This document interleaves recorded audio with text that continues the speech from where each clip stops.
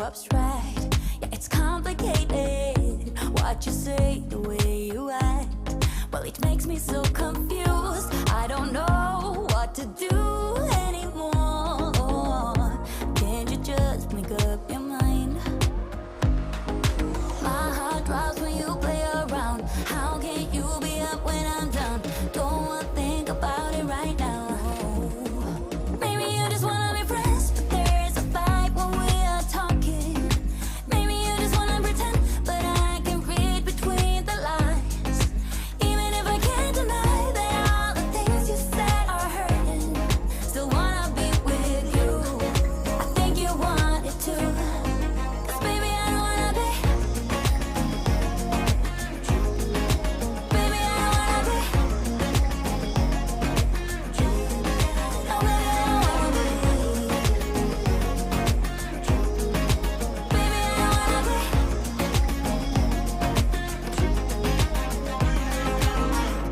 How it hurts to see you smile, like a dagger in me. She just seems so juvenile. I just want it to be me. I wanna set your world on fire. Oh, you're so sure I'll stick around. Oh, my heart drops when you play around. How can you be up when I'm down? Don't wanna think about it right now. Maybe you just wanna be friends, but there's a fight when we are talking. Maybe you just wanna pretend, but I can read between the lines. Even if I can't deny that all the things you said are hurting, still wanna be with you. I think you want it too. 'Cause baby, I don't wanna be. Baby, I don't wanna be. Oh, even if I can't deny that all the things you said are hurting, still wanna be with you. I think you want it too. 'Cause baby, I don't wanna be. No, baby, I don't wanna be. No, baby, I don't wanna be. Baby, I don't wanna be.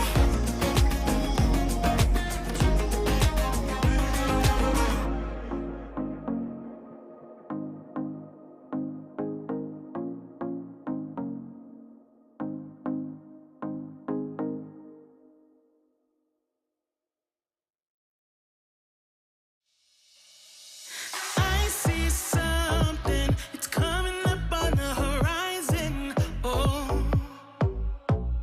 let me clear my head and get rid of the distractions. Oh, I was done, I was down when I saw you in the clouds. Out of phase, filled with doubt.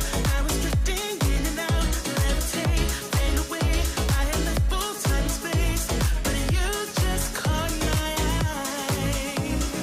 Hey, nah, nah, nah, nah. Please won't you come over?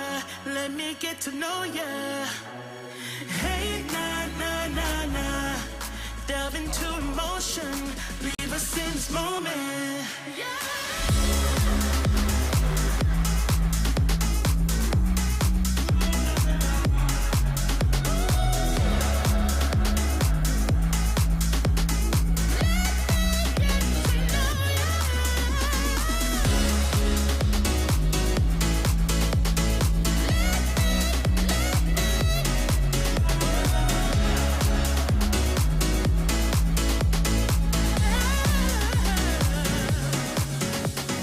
Let your mind be free. Stop holding back, 'cause you can fight it. Oh, I don't know your name, but something in me has ignited. Oh, I was done, I was down when I saw you in the clouds. Out of phase, filled with doubt. I was drifting in and out, levitate, fade away. I had left full time and space, but you just caught my eye. Hey, nah, nah, nah, nah. Please won't you come over? Let me get to know ya. Hey, nah, nah, nah, nah. Delve into emotion. Leave us in this moment.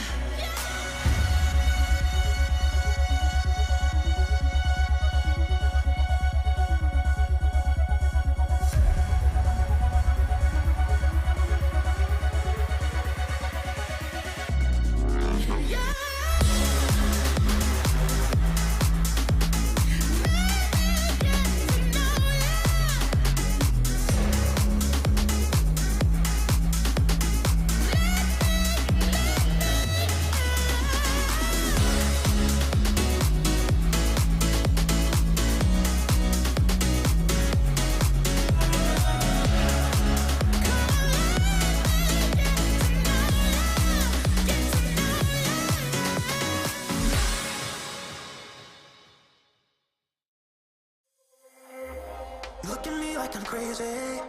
When I shut my feelings down, you look at me like I'm different. Still you stay cause you feel something. Almost everyone who plays Clash Royale believes that they could be a Clash Royale champion, but only a few have that special thing that makes them ready to hit the top. Thousands entered here at Clash Royale Masters, but only 8 remain, and today is our Elimination Gauntlet Sunday. We will crown a champion and award that $5,000 grand prize to one special competitor. Hello and welcome. I'm Rich Slayton. Joining me is my friend Eric Benamou for a great day at Royale Masters. Eric, this is it. This is a day where all the pressure is on because win you must.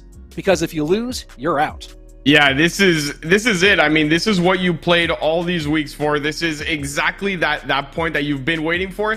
And I also think it's the funnest part about competing. When you get to a day like this is like the adrenaline is rushing. Everything is, everything feels real finally. And not only for us, but for the players, at least when I was coaching and I know my players, this is what we most enjoyed. We would wait all season long.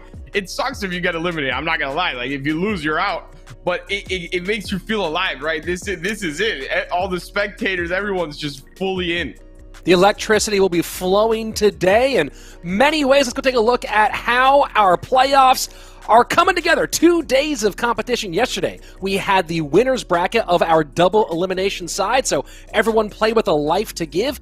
But a few of those players dropped down into the lower bracket where they are facing elimination, and that's right, today is the Elimination Gauntlet. We'll look at that bracket here and see just how difficult the road is for 7 of our 8. Of course, one of those 8 players has already secured a spot in our grand final, Eric. Yeah, and that's Wallace, my pick, my boy. I didn't think it was going to turn out as well as it did, I'm not going to lie, but looking at that lower bracket, if I'm Wallace, I am anything but relaxed. You will have to go up against one of these players, and I'm pretty sure Ian won yesterday in the CFG Cup. Magma is a great player if he shows up at his level that we know he can be, and look at that. Oh man, Mo, Wero, and Lucas still available on that bottom. Lucas obviously having the easiest road, having to win 1 match before that grand finals, but this lower bracket is stacked. And it is an absolute gauntlet for those first 4 players we'll be seeing today, Legolas, Goku, Ian, and Magma, because not only do they all have difficult matches right in front of them, but you get through one difficult match, and then you have to go face either Mo or Wero, play again, and after all that, then you get to Lucas and then to Wallace. So it's going to be absolute insanity for one of those 4, but of course, they have their shot, and that starts right here today with our 2 opening elimination matches, and of course, that big one, Goku and Legolas on one side, and the 2 Americans, Magma and Ian, on the other side. And what are they playing for, Eric? Well, a $25,000 prize pool overall, but $10K of that awarded today. Yeah, that $5,000 for first place. Obviously, Wallace is guaranteed $2,500 no matter what. So a great Sunday for him. And then we see those matches, right? If you lose in that first match today, you still walk away with money. But every time you get a W on the board, it grows substantially. And you obviously want to win it all. But even just one win makes a big difference. And I mean, this is a lot of money that they're playing for on this Sunday. Yeah, it's going to be a trying journey for each and every one of them. Of course, some of these players have won a lot already this year in CRL alone. Both Mohamed Light and Lucas have cracked the $40,000 mark on top of all the other competitions they've been in this year. But for some of these other players, they have not been stacking the checks the same way. So you might not feel the same level of pressure for Mo and Lucas today, or Wallace, especially even Ian, not having to double compete, or in Lucas's case, triple compete in tournaments on the same day and having been here before. But I have to wonder sort of what the feelings are for some of these players who are still looking for that first big signature win. Yeah, and I think to that point, the big difference is obviously, look, there's players that are better than others like Mo and Lucas and Wallace, but it all really comes down to the mentality. If they can show up here today with no fear, right? I don't care who's in front of me. I believe in myself. That is the only way you're going to win. If you are going to go in there with, I'm playing Mo, I'm playing Lucas, you already lost. So they have to, it's all going to come down to that mentality. That is the only way I can see one of them taking this stacked tournament. And I think it's weird to say, but I think in a certain sense, even Wero is an underdog for today. Like, I think you have the big 3 in competitive is Wallace, Lucas, and Mo. Wero certainly, one of those guys who's been a great, nice little King Tower activation there. And that's obviously you can do that without getting the tower hit, even if there's nothing in front of it. But you throw that knight behind in front of the Hog Rider does make that easier if they don't go to the right side. So easy work there for Goku. And I do see some people asking if we're live right now. Ardalon Shakari. Yes, we are live right now here for Royale Masters. And a reminder, for those of you watching this for the first time, we are playing a modified duels format. We'll get into that in more detail later. But the simple part here is that in a best of 3, any deck you win with, those 8 cards are out for the remainder of this match. And if you lose the deck, though, you can replay those cards. Yeah. And this is, so far, I think I've casted, 5 different versions of duels format throughout the year. This is my favorite one. I feel like it allows the players the most amount of flexibility while still being the duels format true to itself. A nice lightning there, really taking away anything from that graveyard. I think a little bit early on that Electro Spirit, you want to have them pile on a little bit more, and that's why he took as much damage as he did. And you are seeing some impacts of the newer meta here. This has typically been a Hog Earthquake deck that you see from Legolas, but the slight shift here to Lightning, and that's all because of primarily one card, and that's the Archer Queen. Yeah, and even though we talk a lot about the Archer Queen, yesterday was all about the Golden Knight. So yep. I'm curious to see how that shifts today, if we're going to see more Archer Queen today, if we're going to stick with that Golden Knight meta for this tournament. We all know that tournaments shape up and they create their own metas within the competitive, depending on what you see. So I'm very curious what today will bring on the champion side. This is the first real, I guess, competitive tournament, you could say, that allows champions. This is really interesting stuff, and as you can see right now, it's a tough outing here for Legolas in game number 1. Obviously, not creating the same level of damage on the opposing tower with Earthquake Cycle as you might with the Hog EQ deck, so relying a lot more on the Hog to get there, but with the NATO and the Goblin Cage, that's proven to be an almost impossible task here for the Ukrainian. Yeah, and he would have got a hit on this tower most likely if he would have just waited for the knight to go through. He got a little bit antsy there with the Hog. The Hog went in front of the knight, and then the knight was no longer able to tank for the tower. It took good care of the Valk, but you really need some hits when you're down this much. Down a lot here in the graveyard, getting a lot of early damage, and that's put Legolas in a hole he has to fight out from. 924, the number on the top right tower on your screen for Legolas, and has done a little bit of chip damage, but hasn't even broken the 1,000 damage mark on either tower for Goku's side. Yeah, and that was a really nice lightning, taking care of the Firecracker. He doesn't really have anything for it because he had already used the Barb Barrel, so he just doesn't want to give up extra value there. Taking that NATO, knows there isn't really anything else he needs the NATO for. He's comfortable taking one Hog hit, if anything, because of how big his lead is. Here we go with the Barb Barrel. The log is missed, and yeah, not looking great for Legolas in this first game. The High Valk ready to tank for the next graveyard. Baby Dragon behind, and Legolas has put together a couple of decent defenses here, but even with that lightning is something he would love to have on tower offensively if he could get it. Yeah, and I mean, the problem is that he's not giving any lightning value. He's playing this so smart. Goku at no point is putting anything more than just a cage to deal with that Hog. If it ends up getting one hit, that's okay, but I am not going to give you any lightning value at all. You can see him always spreading his troops, and that's what it comes down to. Look, he just used the lightning on just the Goblin. It wasn't even the cage and the Goblin, it was just the Goblin, and the Valk is already doing more damage than he got with his Hog. Hog to the left-hand side. Cage will easy counter. Didn't even need the Barb Barrel. That Cage would have countered the Hog Rider all on its lonesome, so that's a nice, easy GG. Well played. Goku getting the shutdown play here in our opening game of the weekend. Yeah, what a start for Goku. I mean, you have to be feeling great, and I think it is also, I spoke about mentality, but momentum's going to be a big thing when you're running through a lower bracket. I think the one advantage that these players playing the first round have over Mo and Wero is that they're going to show up already with the win. They're already feeling good. The momentum is there. So that, I guess, lowers the skill gap a little bit that you feel from Wero and Mo to these other players. And they really need to keep that going.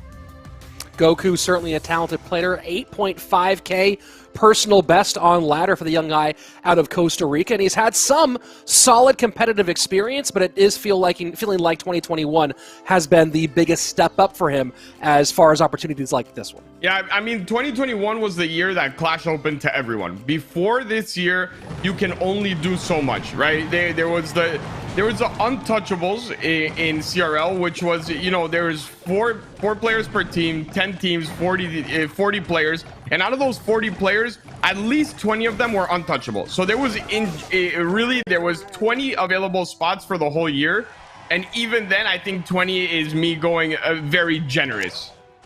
Yeah, maybe indeed. And now we're seeing our first champion of the day, Legolas, busting out probably the most surprising one. We did not see, I don't think, any Skeleton King yesterday. Nothing. And now we're seeing Skeleton King, what we're assuming is a graveyard deck. Yeah, I don't Oh, really... never mind, it's a minor mortar deck. Yeah, I don't really see the Skeleton King much, and when I do, it usually doesn't win. So I'm curious to see how he's going to be able to do this. Obviously, the damage from the minion horde is not a bad thing. That mortar is going to connect onto tower as well. The Musketeer is one tile too far back. You know, I did play, during the Skeleton King challenge, I played some mortar bait with Skeleton King and did find it to be relatively effective. So this is an interesting choice here from Legolas, who is known as a mortar bait player, of course, part of the mortar bait trio, or quadrant, if you would say, out of Eastern Europe. So no surprises here that this is the direction he's going in game number 2. Feels like you can only join that club if you succeed with mortar, right? Like, if not... Don't talk to me. We are mortar specialists, and I mean, also if Legolas was already good with it, he got so much better by practicing with those guys and learning the ins and outs of really where you can benefit from it. And you've seen it in his play early on when he showed up on the scene. He was always that guy that would qualify to the tournaments, but he would never really get past the first round. He's had a lot more success this year. Delivery now picking up on the Minion Horde, which you talk about two cards not seen very often. Obviously, Skeleton King, the least of the champions. Minion Horde might be the least popular flying troop in the entire game. Yeah, absolutely. And I think it's because it only works if your opponent doesn't have a counter.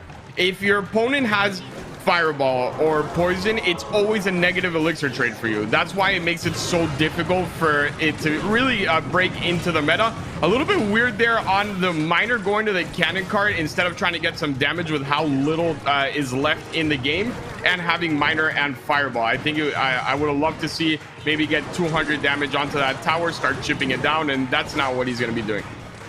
Miner now getting in, and no offensive spell here for Goku that can get in the air. So we're talking about situations where the Minion Horde is viable. We're seeing it right now, 470 the mark on the bottom right-hand tower. Legolas very close to ending this game in this mortar versus mortar matchup. Yeah, and that was it forced out a graveyard on the, an earthquake on the bridge, which you don't see much, and that should be it. That should be game. With another Miner comboed with a Fireball, you should be able to guarantee that tower going down. Obviously, don't get ahead of yourself, because that's how you lose the games. But this cannon card, okay, I thought that cannon card was going to inch over there, and could have been a little bit of a problem. Delivery comes down. Fireball defensive. I wouldn't risk it. Yeah, final 90 seconds here. Earthquake trying to make a little bit more room here for this push. That's going to be a significant push. 96 is the mark, and that suddenly has changed the math quite drastically, as now the cannon cart might even connect. It does connect, actually, and the Miner is no longer able to cycle either, having been used on defense.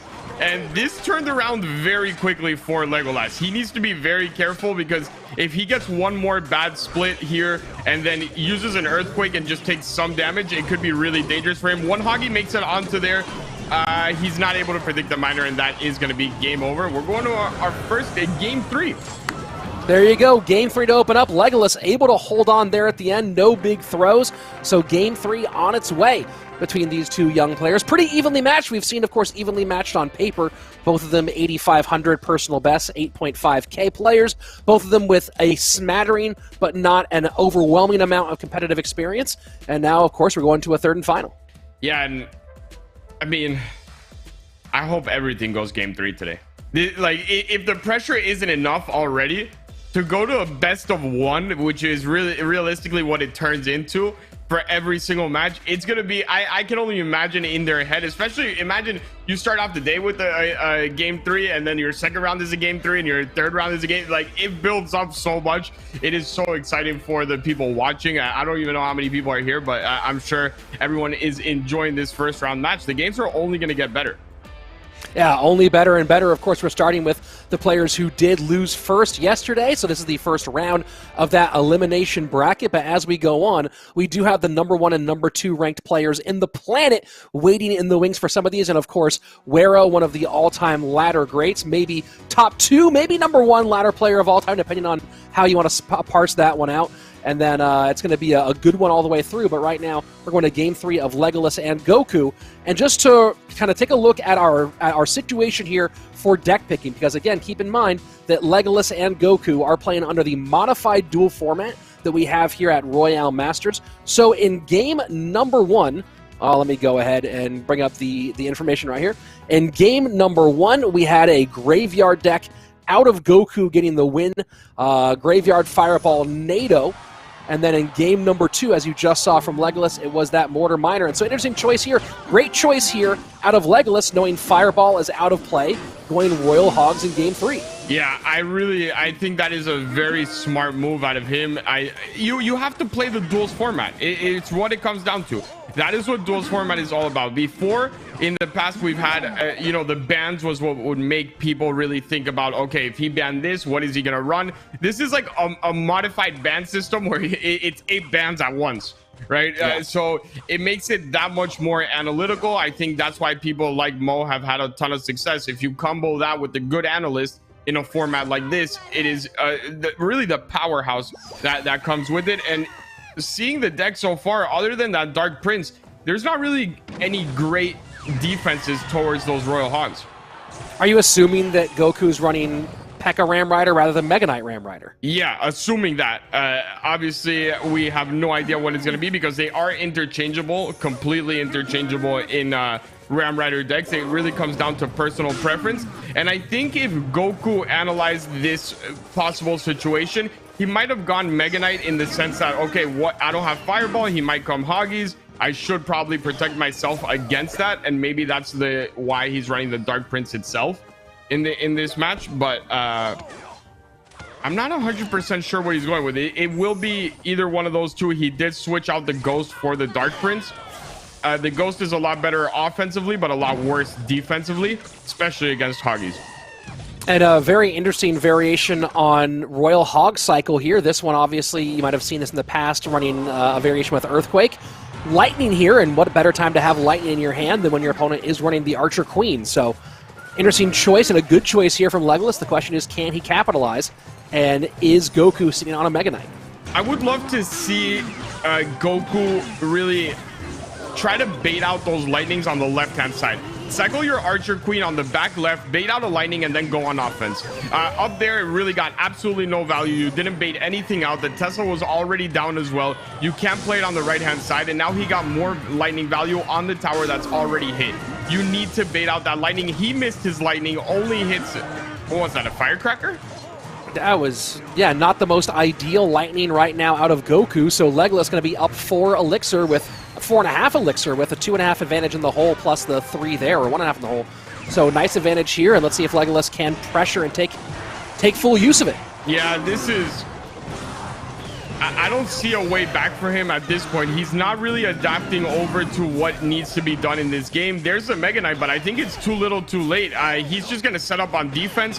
We know how quickly this cycles. He has the lightning available to him if he needs it as well. There's a lightning out of Goku, but yet again, it doesn't really give you all that much value. You got 2 firecrackers off the board, right? Like, so be it. On the other hand, you have a lightning that can take out the bandit, the Ram Rider, the Archer Queen. It's just a lot more value coming from one side than the other. The cycle very quick here for Legolas. You see him taking full advantage there, although that King Tower activation not going to be significantly impactful, maybe a little bit too late in the game as we go to the final 80 seconds. Yeah, the biggest issue here was that missed lightning. He missed the bandit with the lightning there, and this is going to be a pretty big problem with the push that is building up here. I really like that Electro Spirit from Legolas, a very smart, cheap play, and we've spoke about it before. the people that can get the most out of their 1 elixir cards usually tend to win the game. Log cycles on the right-hand side. Snowball to Oh, worry that's it. about that firecracker and did not do it correctly. Legolas throwing out the thumbs-up emo as he eliminates Goku and moves on to our next round. Yeah, smart deck choice out of Legolas. Very well played. And I think a little bit of lacking from Goku there on adapting to what needs to be done in this specific matchup.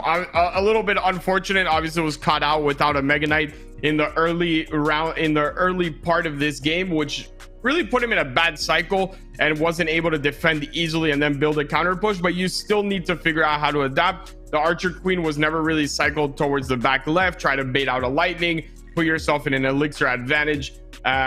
Unfortunate, but Legolas doing what he has to do. 2 great deck choices back to back also makes it happen for him. Yeah, great work from Legolas. Good picking overall, and he will move on in our bracket. I believe he faces Wero next. We'll go take a look at that bracket in a few moments once it's ready. And a rough out for Goku. Does leave with at least $100, so not a bad showing for Clash Royale overall, but no more chance at that 5K. Legolas with a nice performance, and then, of course, coming up next, we have the Battle of the Americans in Ian and Magma. But first, let's look at that bracket, and Legolas moving on to face Mohammed Light in the next one. So, you know, you could say facing Wero would have been difficult, but now you got the most, probably the most difficult task on the board. It's one of those situations where, like, you won, congratulations, now you play Mo. Right? It's like, I mean, at least you won. You upped your bank account a little bit more, but I don't see how he wins. I really don't. I think Mo, if he plays at his highest level, right? Yesterday, there was players playing in 2 tournaments or 3 tournaments or whatever. Today is just this. It is full focus here from everyone. So you're going to get even a better version of Mo and a better version of Lucas today. And I mean, the only person to beat Mo was Lucas in a nail biter at the end, and he's the 2nd best player in the world right now, right? So Legolas, I'm gonna, I would love to see an underdog story here as well, but it's not looking great.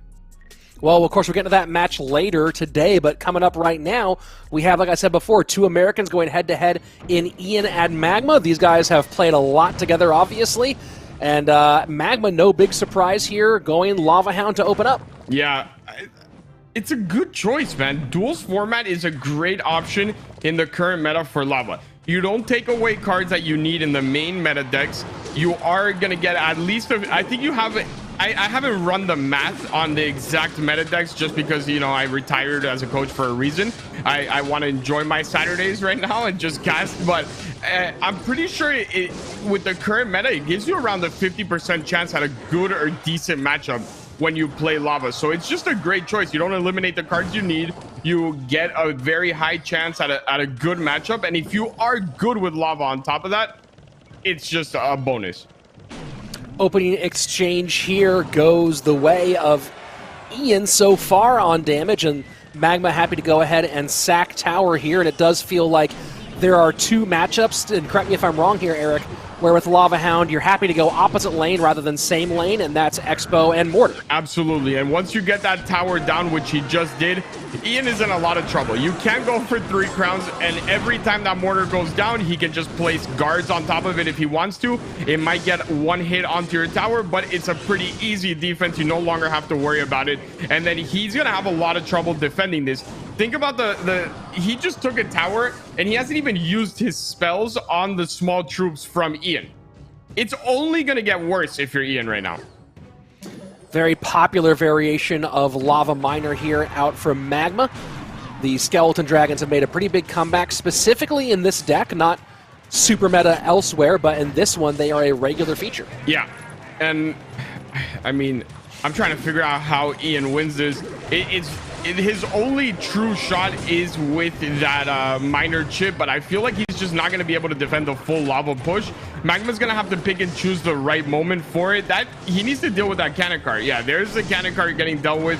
Obviously, the mortar is going to get 1 shot on tower here. Oh, wow. That is an unlucky break or a lucky break, depending who you're rooting for. And now Lava in the pocket, Flying Machine behind. Fireball clears off these Skeleton Dragons, but now a lot more coming behind. A Lava Hound does pop. Miner in front, picked up by the Miner. Good job mitigating the damage here by Ian.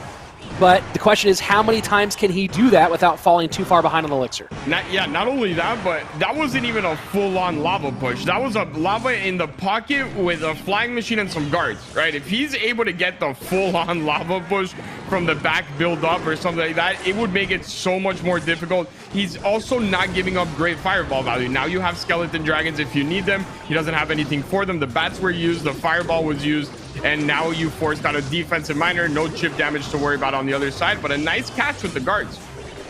Yeah, very nice catch indeed. The cannon cart almost connects. The cage just barely gets down in time.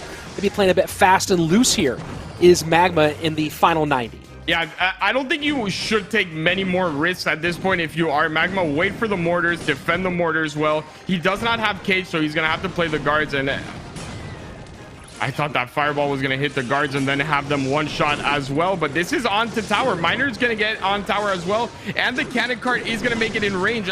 So the miner taking out... wow. This is a terrible sequence here for Magma.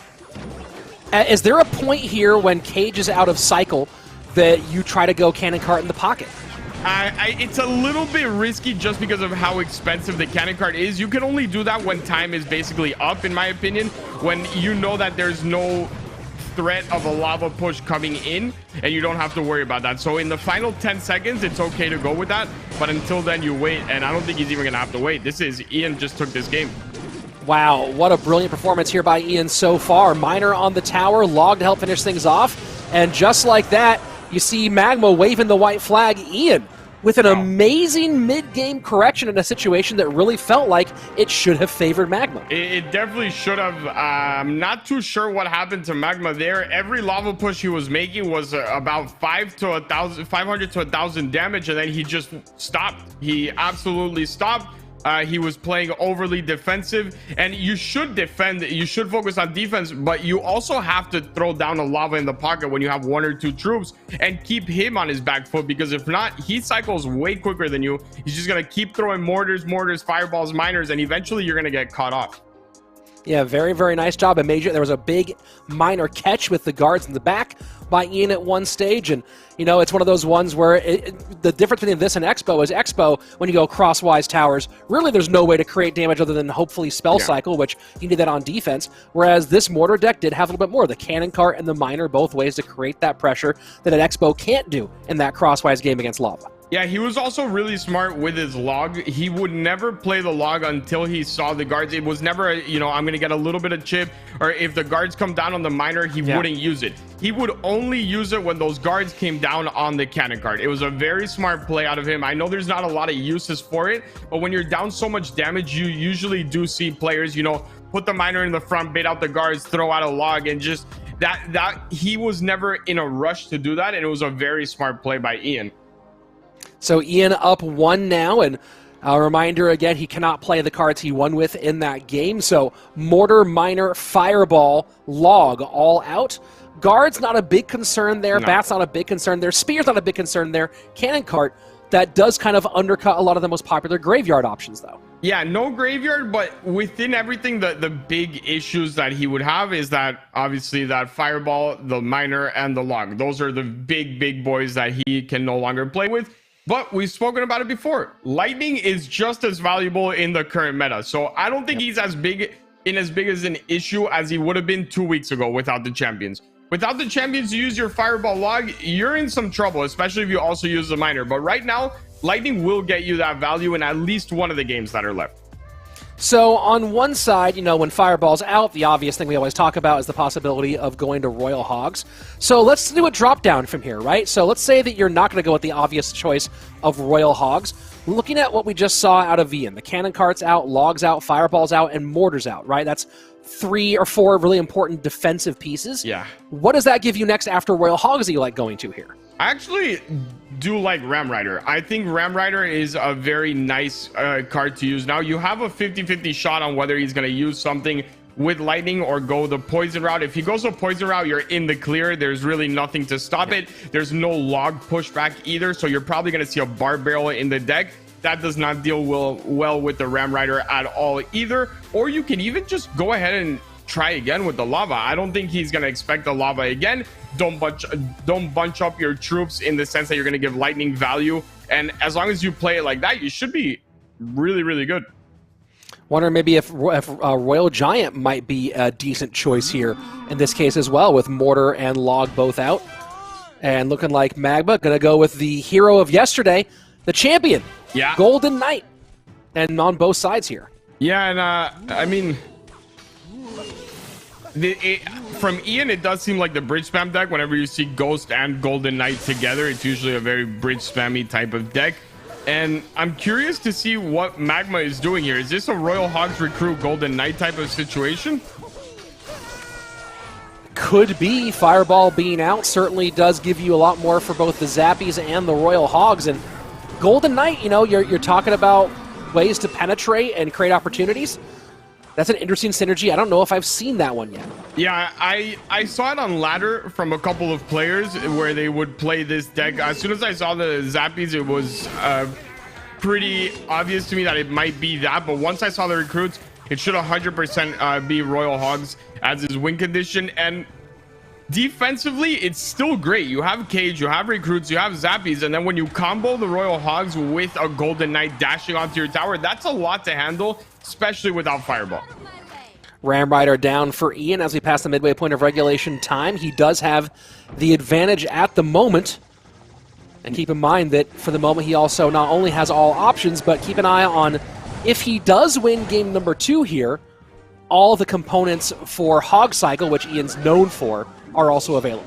Yeah, exactly that. The only issue is that when you're known for something and all the components are available, you probably are going to get sniped or at least get a difficult matchup. I would hope that's what Magma is going to do, not because I have anything against Ian wanting to win. I just think that you have to always be aware in a game 3 of their comfort deck, especially in a duels format where all those cards are still available. Ghost pressuring on the left-hand side. We'll see Magma's choice here. Splits the Zappies, 2 behind the Golden Knight, 1 to the left to get some control as we go into the final 35 seconds of regulation. Yeah, and I'm just wondering how he's going to break through with that Ram Rider, right? You have Cage, you have Zappies, you have recruits. There are so many different options for defense for him. Pekka down in the back, which means not a lot of defense available here, and those Zappies are going to go to work onto that Ewiz as well. Yeah, Ewiz not going to be able to hold on much, and now just full-on spam here from Magma on the right-hand side. Golden Knight in. This is a ton of damage. Ian with a big lead, and can he get more on that right-hand side? There is a fully healthy Mama Pekka, though, about to go to that left-hand lane. Yeah, but Magma has so much defense for it that it's not really a big deal in my opinion. He has the Cage, he has the recruits, and if he wants to, he has Zappies that he can play in the middle. He has enough elixir on them as well. I'm curious why he decided not to go with them. If this gets defended, that is a lot of damage. That he just made that a lot closer than it had to be, in my opinion. 221 left, not in Fireball range. 207, the mark now for Fireball, so we'll see with that Golden Knight, can it create some room? Zappy's going down. Ram Rider does not get the charge, but poison off. And now it's Ian putting the pressure on. Yeah, and he's lucky that the dash was not available right there, or I don't know if he would have been able to stop it. Ewiz is going to come down. Bad Ewiz placement, though, and that's GG. GG. Unfortunate. And one of those big questions, right, where Ian had the, the mortar out, had the Fireball out, had the log out. You know, we talked about how Royal Hogs was the obvious choice here, and then we talked about dropping down from that point. Magma went with the obvious choice, and Ian didn't put anything in there. No building, no Mega Knight, nothing to deal with that potential problem. Even just a simple switch of something like the Ghost to a Dark Prince will defend a lot better. Or if you want to run Ram Rider, that's fine. Go with the Mega Knight version just to protect yourself a little bit more. I think the Mega Knight version plays better against not only the Royal Hogs, but if he comes at you with the Ram Rider, or even if he comes at you with Lava again, it is a lot more difficult to defend against the Mega Knight. So I think the obvious and smart choice would have been, okay, I want to play Ram Rider, I'm going to do the Mega Knight version instead of this Pekka version. Yeah, it's an interesting choice there, but of course that doesn't mean that Ian's out. We are going to game number 3, and to review here, we did just see this very interesting Royal Hogs Golden Knight variation coming out from the side of Magma. But I think there's some other pieces to think about in there. Of course, Fireball now gone on both sides. Royal Recruits gone as well. So it's an interesting choice here. Now you're not worried about Royal Hogs anymore. You're not worried about Royal Recruits anymore. Does it make sense for Ian to go back to something with P.E.K.K.A. now that he's not worried about defending Royal Hogs or being countered by Royal Recruits?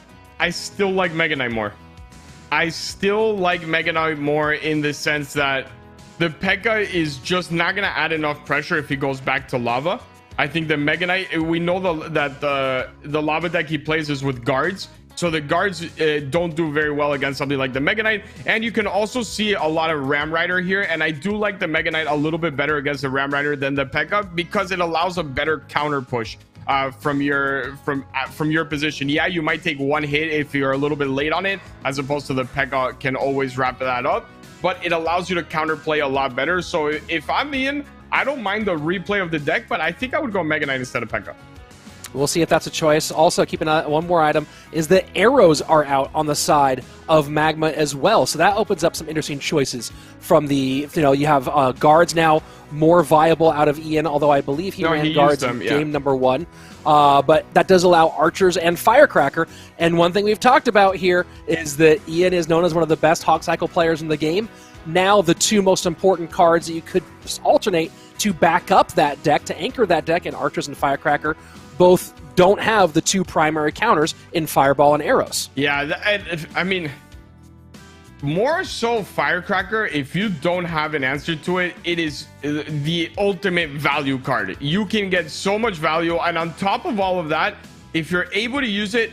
Wait, did he not use it in game 1?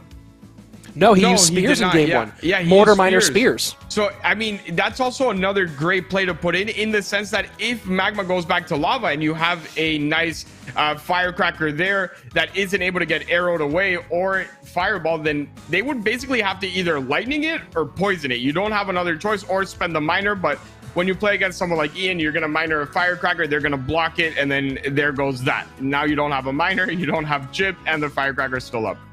So how, we were talking about how going to that comfort deck, there's a problem of being countered to that comfort deck. With arrows being out, with Fireball being out, with those options off the table from the side of Magma, does this feel like, and Cage out as well, keep that in mind, does this feel like a good opportunity for Ian to go that direction? I don't mind it when you're just speaking on paper, but Magma knows Ian very well, so I actually don't mind the Firecracker RG Quick Cycle deck here with no Cage available to him, no Fireball available either. I think that might not be a bad option. Well, we'll see if Ian is in that same vein as well. I believe, is Winwoo his analyst on Ian's side, or is he working for Magma? I'm not sure who he's working with. I know Ian, I'm assuming Ian is working with some of the CMG analysts, but I'm not too sure exactly who.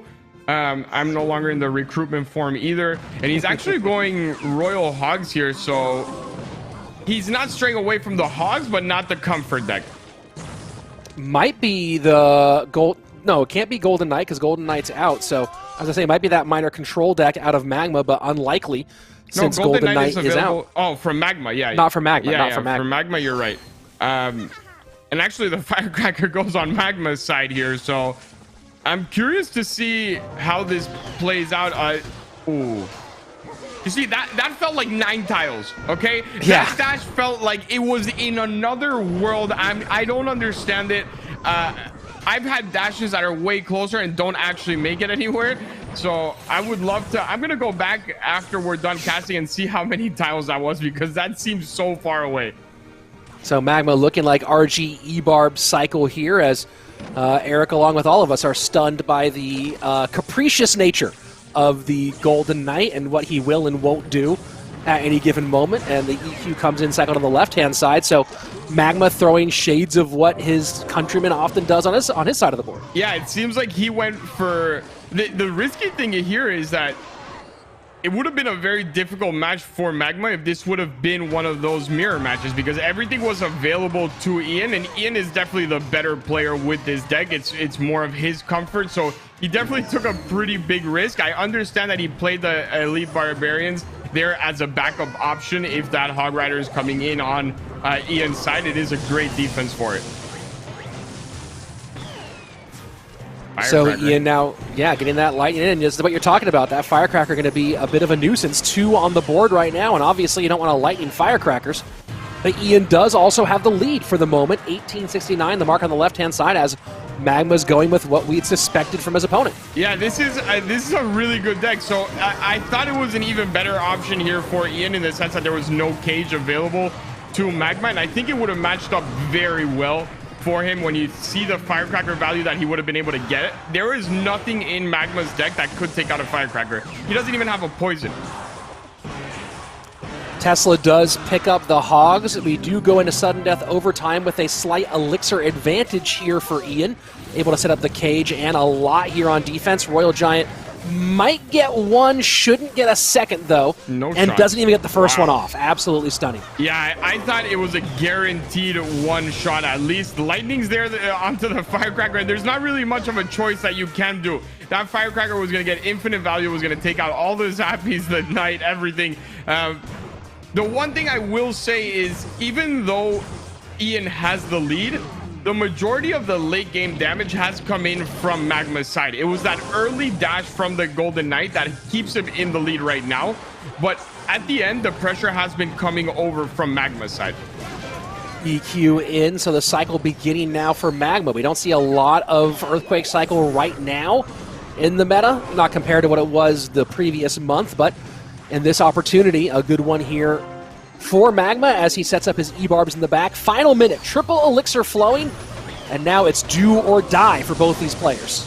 Yeah, and somehow that doesn't dash onto the tower directly, but it does get onto it, and Golden Knight strikes again. I'm slowly becoming more of a fan of the Golden Knight than I am the Archer Queen. I gotta be honest. I think it is just more effective at this point.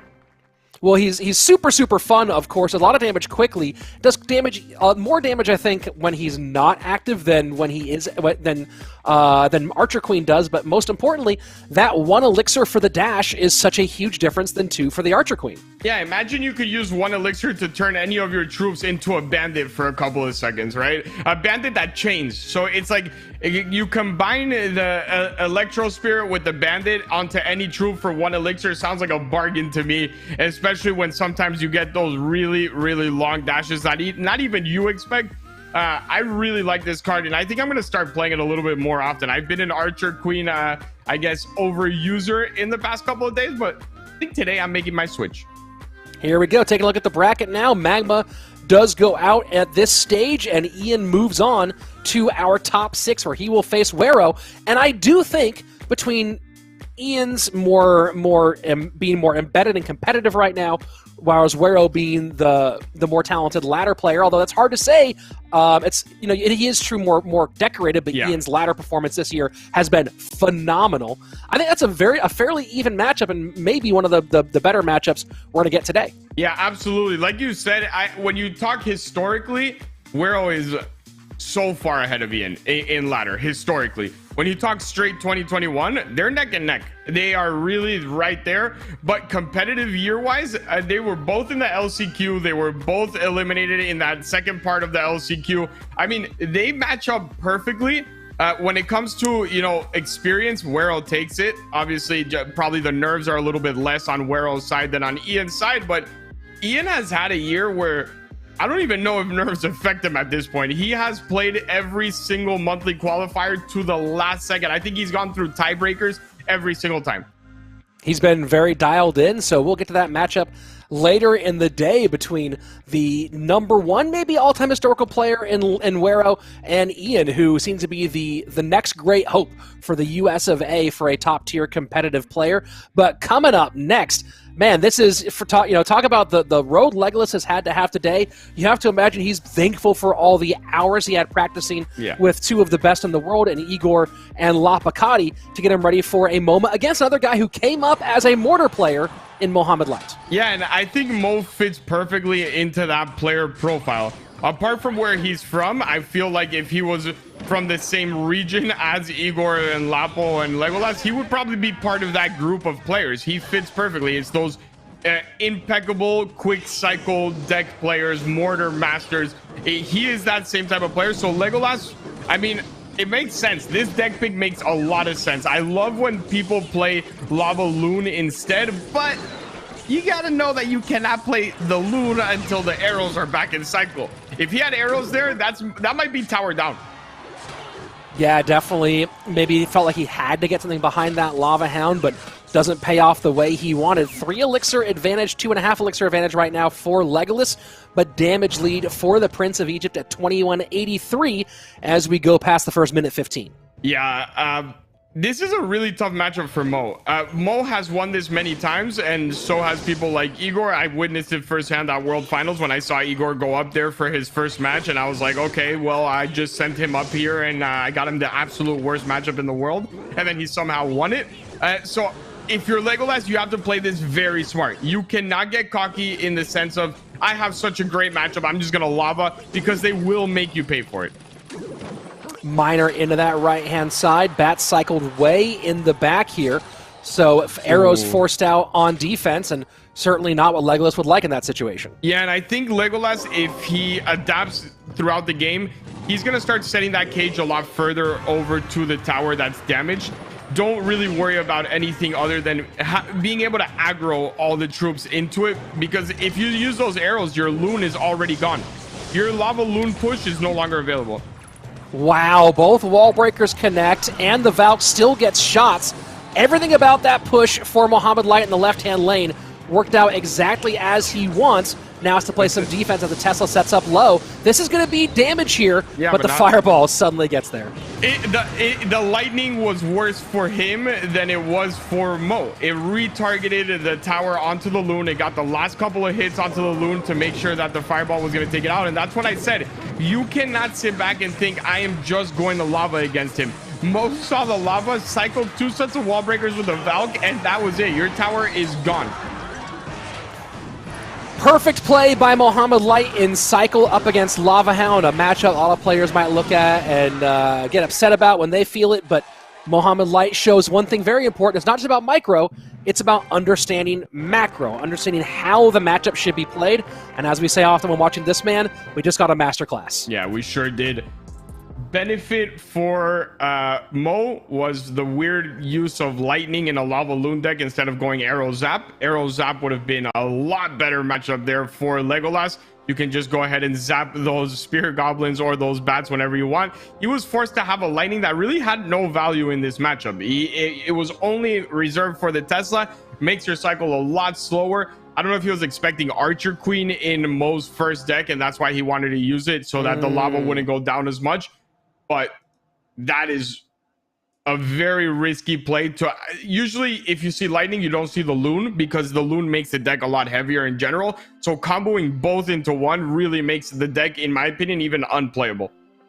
Yeah, Lava Loon is a deck that was very popular maybe 2 or 3 years ago. Yeah. Had its nice run, but it had a run at a point in the game where you also where the game wasn't as fast, right? Where the cycle was much heavier by comparison overall, and where a lot of the cards that really counter air didn't even exist at that time. Yeah. Right? Think of the cards that didn't exist when Lava Loon was dominant.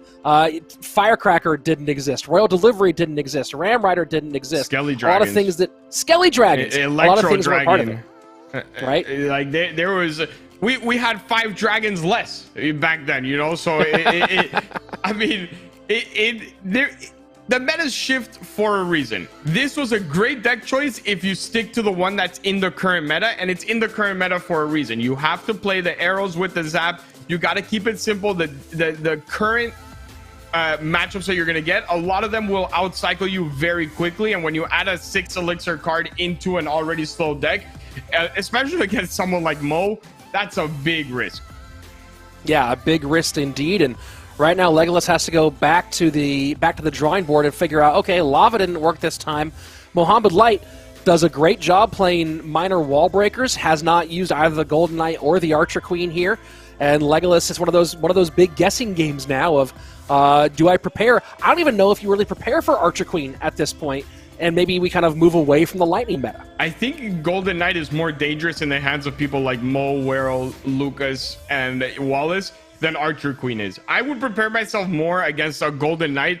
When people are so good at understanding your cycle, when you're down on elixir, that bridge spam type of thing, the Archer Queen is great, but if you mess up against that Golden Knight, or you don't have a great answer to some of these players and the way they play, and they are able to get good value out of it, you're in a lot more trouble than you are with the Archer Queen. Waiting here on game 2, folks, and just so you guys are kept abreast, we don't control when they play, so as soon as they have gameplay ready, we'll jump in and join up with Mohamed and Legolas. So some cards that are out for Mohamed Light in our modified dual format: Fireball, Log, and Tesla, 3 really key cards that are all out on the side of Mohamed Light. And yeah, and I mean, those are Mo's key cards, right? Whenever we speak Mo, I have said it for a very long time, and I say the same for Lucas, right? When you partner Miner and Tesla in a Mo deck, it is almost an assured win. So on the bright side, if you are Legolas, you don't have to go against that anymore, but as expected, it was going to be Golden Knight time here.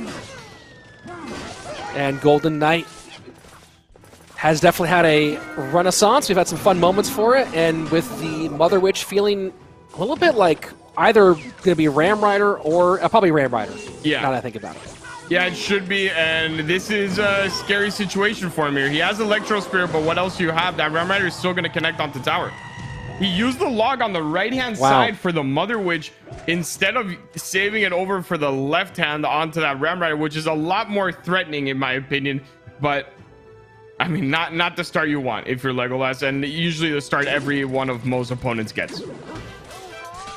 Miner does not get picked up here by the Golden Knight, so as the first minute 20 passes, a little bit of chip damage in for Legolas.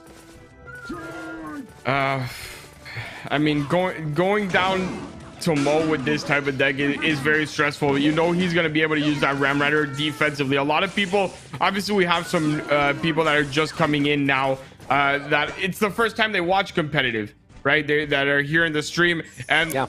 What you will learn from the best players is that some of those cards that in your brain are offensive cards are actually some of the best defensive cards. And when it comes to the Ram Rider, that is exactly the case. It buys you so much time, so don't be scared to use it on defense, as you'll probably see Mo use it more and more often as the time goes by. Tesla does pick up the Ram Rider on the right-hand side, and man, that left-hand side getting absolutely shredded. The dash doesn't chain. The Dark Prince maybe not quite there. Yeah. Close enough, and so Mo not getting the big action I think he expected in that moment. Yeah, but the Mega Knight did splash for 3 hits onto the tower. So that brought it down from around 1,800 all the way to 1,100. And at this point, it is getting very scary if you are a Legolas fan. You know that this is a very defensive deck within everything. You have Mega Knight. That Golden Knight is also really strong defensively. You can chain it on defense, and it stops every single one of those troops that are coming in towards your tower and buys you a ton of time. The dash actually connects, and it is on tower. Ram Rider and Legolas calling good game. Doesn't have anything for it, and there you go. That's it. Did it feel like a done deal beforehand? Yes. Maybe they do have to play Clash Royale. Mohamed Light does what he does, shuts things down, and moves on to our next stage here. Legolas leaves in the top 6, but his journey stops right here today. I mean, he came into the day guaranteed 100, and he left with 300, so it's still a positive day for him. The good news for you, Legolas, is you're probably not the last person that will lose to Mo Light today. He is, in my opinion, if I had to make a prediction for the day, I think he is actually going to win the whole tournament. I'm seeing a lower bracket run in the future. Certainly a great possibility. Of course, Mo won't have an easy run of it. He does have to face the winner of Wero and Ian, and then the winner of that would go on to face Lucas, and the winner of that goes on to face Wallace. So it's not like it's a simple task here for Mohamed Light, but step number 1 in the books, Legolas sent home. Yeah, Legolas sent home, and I think this next matchup is the best matchup so far. We saw some great games in the early round. We saw this match, which was dominance, but when I say great matchup, I think it's even matchups are the greatest. But let's take a look at the bracket and see how this is all going to play out today. Yeah, there you go. See Mohamed Light move on over Legolas. Coming up next, we'll have Wero versus Ian to figure out who will be our final 4 for the matchup. And of course, those two will, the winner of that will play Mo for a chance to face Lucas and a chance to go all the way to the top. Wallace having a lazy Sunday, just sitting back, reading the paper, watching some Netflix. drinking some tea, enjoying himself, having a good lie-in here, sleeping late as he waits for whoever shows up for one, maybe two best of threes. Yeah, I mean, it's so hard being in Wallace's position, but so nice at the same time. You're going to show up to that last match and get someone who just probably ran through a whole lower bracket and is feeling absolutely great.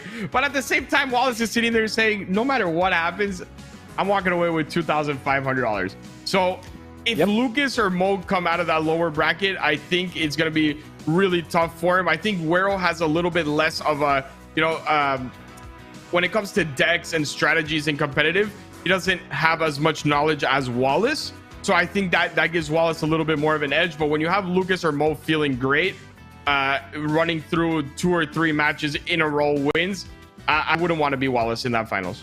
Yeah, when they're all tuned up, but of course, who knows? Wallace might still be asleep, getting his rest and ready for that one. So who knows what he's doing? But he might be watching here and taking notes as well. Wallace has been great so far throughout this tournament. The most exciting player of this tournament, that's for sure. And of course, if you haven't been paying attention, just go ahead and check out the highlights we've been putting at RoyaleMSTRS. You can go ahead and follow there. Bottom of your screen, right below me, RoyaleMSTRS MSTRS on all social media, on YouTube, on Twitch, on Twitter, Instagram, wherever you might be. You can go ahead and find a lot of highlights and fun stuff from there. And of course, command Discord in the chat if you want to go ahead and join the RoyaleMSTRS Discord for chances to compete not just in Clash Royale, that's the RoyaleMSTRS specifically, but the Masters program overall has a bunch of fun stuff that are being done in a variety of different games in the Supercell universe. So go ahead and check that out. And don't forget, of course, to follow my co-caster Eric Banamu at EB7 on Twitter. And of course, I'm at Rich Slayton right below there as well.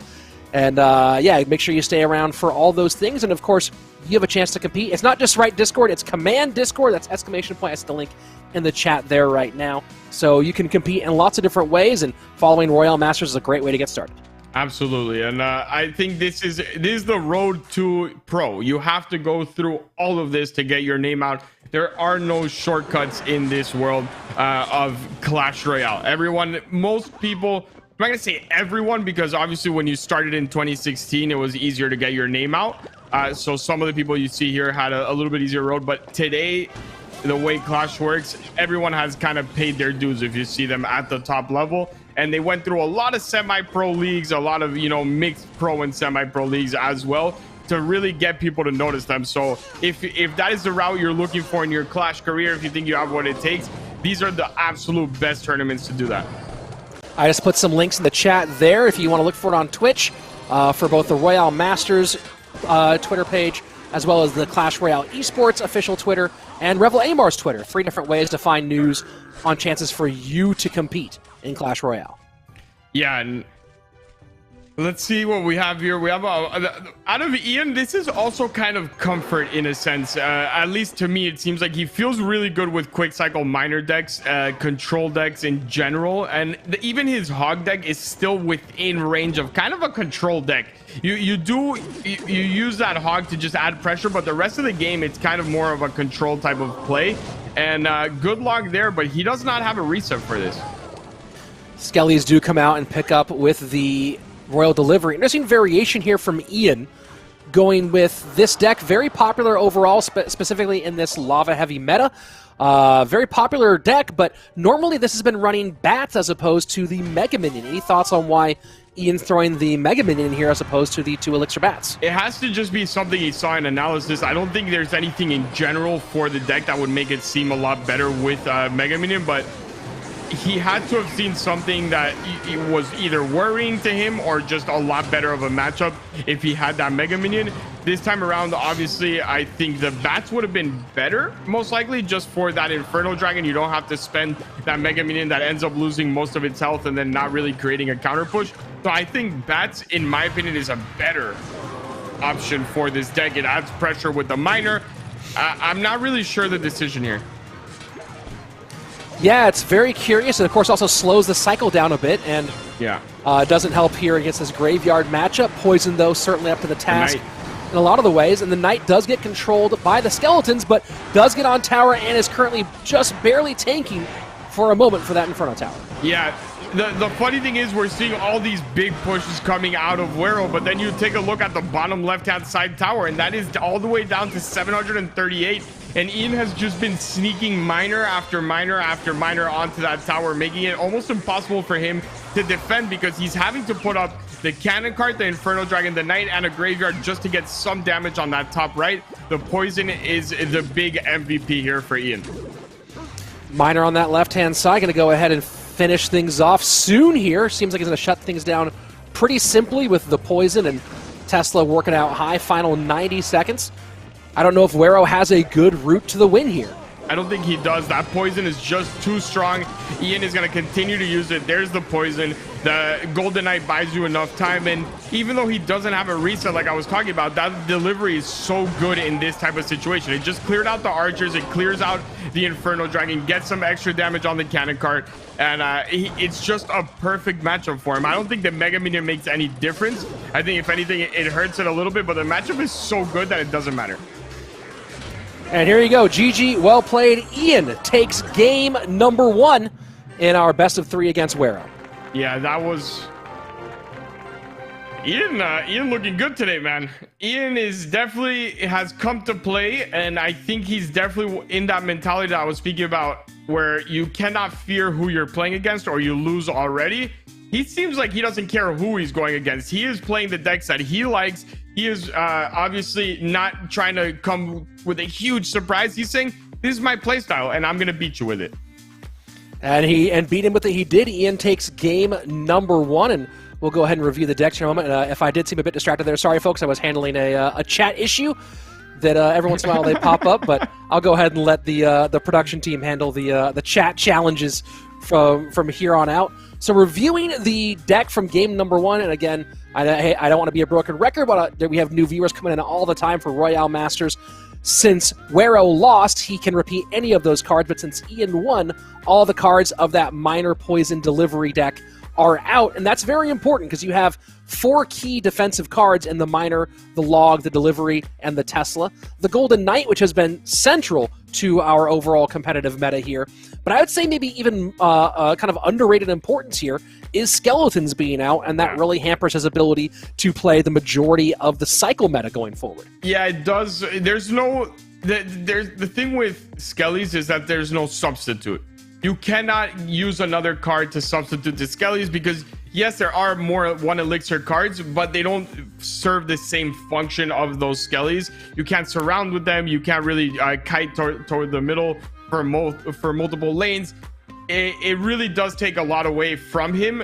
But at the same time, I think he has a lot of decks that he's shown us that he uses the guards instead, right? We saw that in his first matchup. He still feels comfortable with the guards. It does slow down the cycle a little bit more, but he can make it happen. So the fact that he is becoming more versatile as he used to be like more of a one-trick type of deck in 6 months back when we look at his decks, he's made a very great effort to progress in his decks.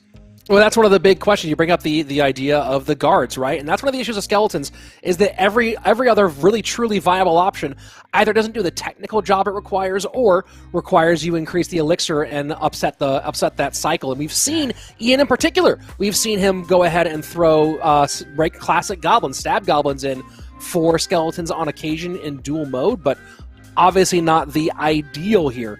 So you have all that off the board for Ian Wero. Did run into poison this time around, but I have a feeling he does not go back to Graveyard again, even though poison is out. I just don't like Wero on Graveyard. I think he should not be over-adapting to anyone. Go bridge spam. You did that yesterday, and yes, you lost the second matchup, but the first one you completely dominated. You are the best player in the world with bridge spam. You don't have to force a Graveyard here and there. Just go with what you love, and I guess he's not really going with what he loves. He is saying, Eric, please stop talking because I know what I'm doing, and I'm going lava right now. Well, you know, I really like this call because the lava counter deck. Yeah, you love it? I mean, I don't love it anymore. That just changed. That just changed drastically. I was gonna say this is a great trap bait and set here by Ian. Although if he is playing bait, the arrows could be a concern. But I'll be very curious.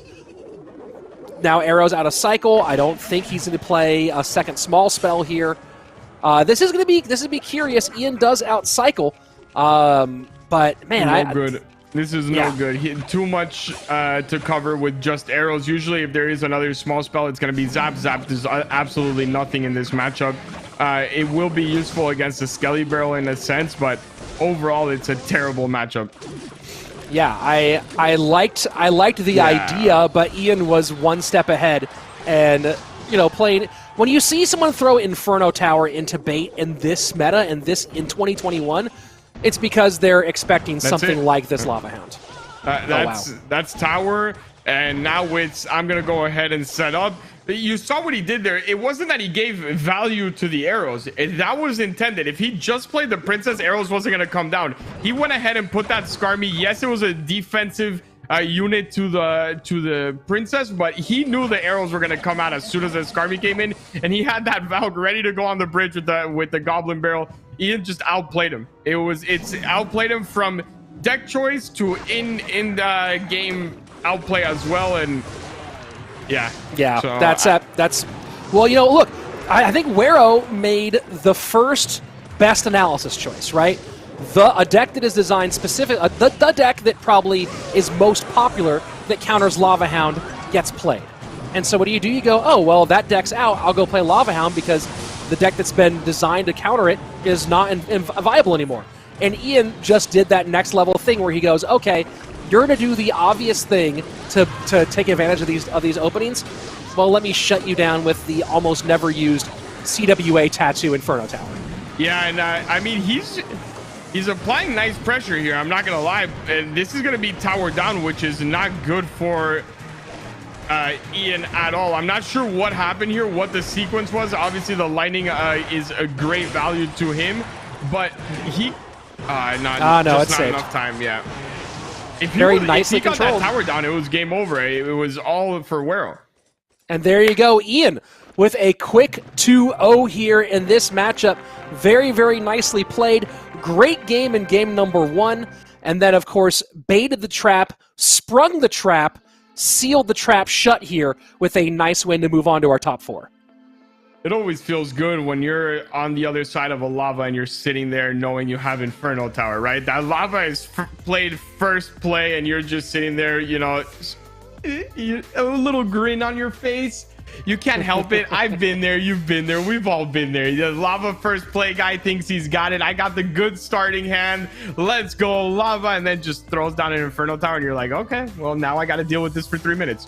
Yeah, this just changed drastically very, very quickly. So, it's a tough one. But that gives you that difference. We talk about competitive versus ladder, and we just saw some of that difference right there in terms of Ian being maybe a little bit more dialed in from the competitive analysis standpoint, and Wero being a phenomenal player, but just getting out-thought and then outplayed here. So let's take a look at let's take one last look at the bracket to show you what's coming up, if we have that available, and then we'll go ahead and get moving on. So here we go, our final 4, Mohamed Light versus Ian, for a chance to go on and face Lucas in the lower bracket championship. The winner there will go play Lucas, and the winner of that matchup will move on to our grand final against Wallace. So our final 4 playing for bigger and bigger money as time goes on, and these 4 are going to put on one heck of a show. We'll be doing that in a few minutes. Don't go anywhere. We'll be right back with our lower bracket semifinal between Mohamed Light and Ian. I'm excited, man.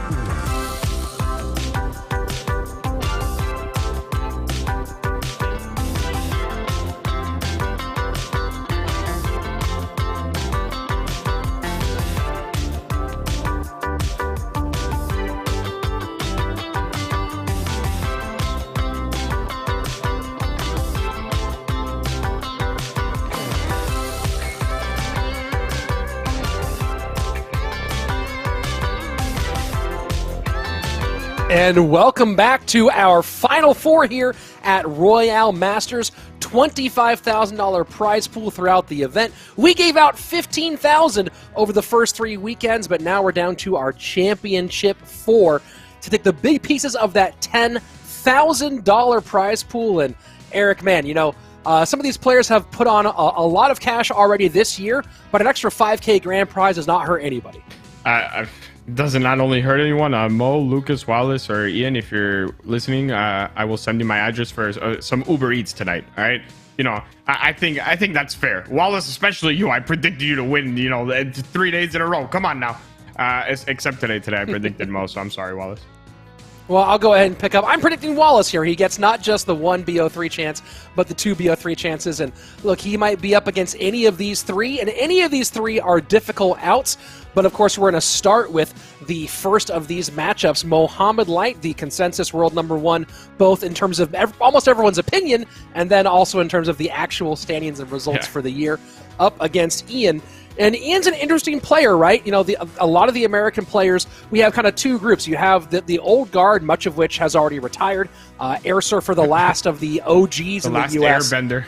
The last Air Surfer. The last Air Surfer is still here.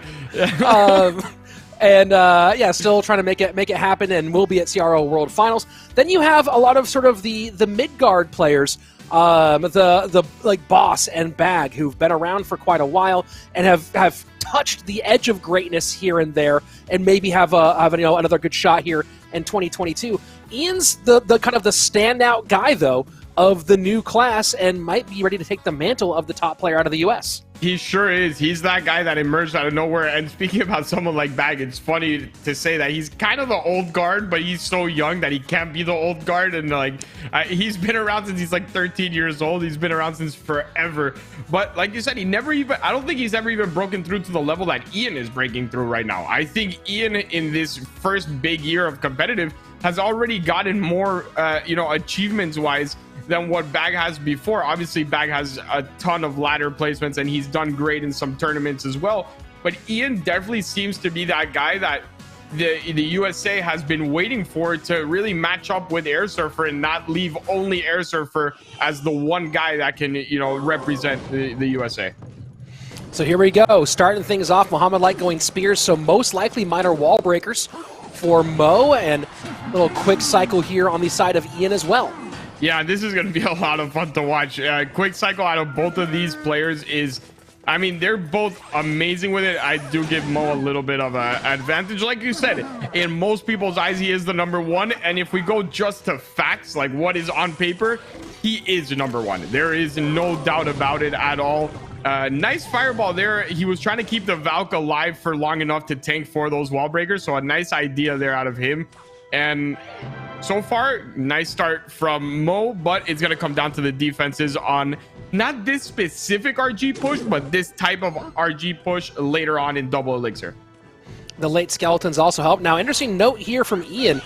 In a lot of situations, the Royal Giant in the back in single elixir is a bad idea for danger of the counter push, but having just shut down a counter push and having a good elixir advantage, Ian goes ahead and sets up and gets a decent little payoff here. Nearly ties the game as we go past the first 90 seconds. Yeah, that was, like you said, it was a smart heads-up play. He knew wall breakers were not in the hand of Mo. He knew that the Valk was out of cycle as well, so it's not like even if he could have played Valk at the bridge to add some pressure with some bats, that was not available to him. And here we go. He's going back again. This time, though, he does have wall breakers, so maybe he goes a little bit defensive at first, and then you see a counter push once that Mother Witch and that Fisherman go down on Ian's side.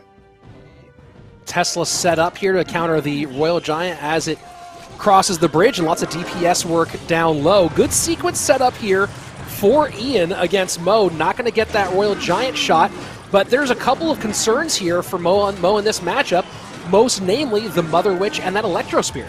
Yeah, that Mother Witch is going to be very tough for him to deal with. A really nice fireball there out of Mo, and he gets back to Tesla. And I don't know, it seems like he has an elixir factory somewhere hidden under his golden chair, because I feel like I can never put down that many things at the same time.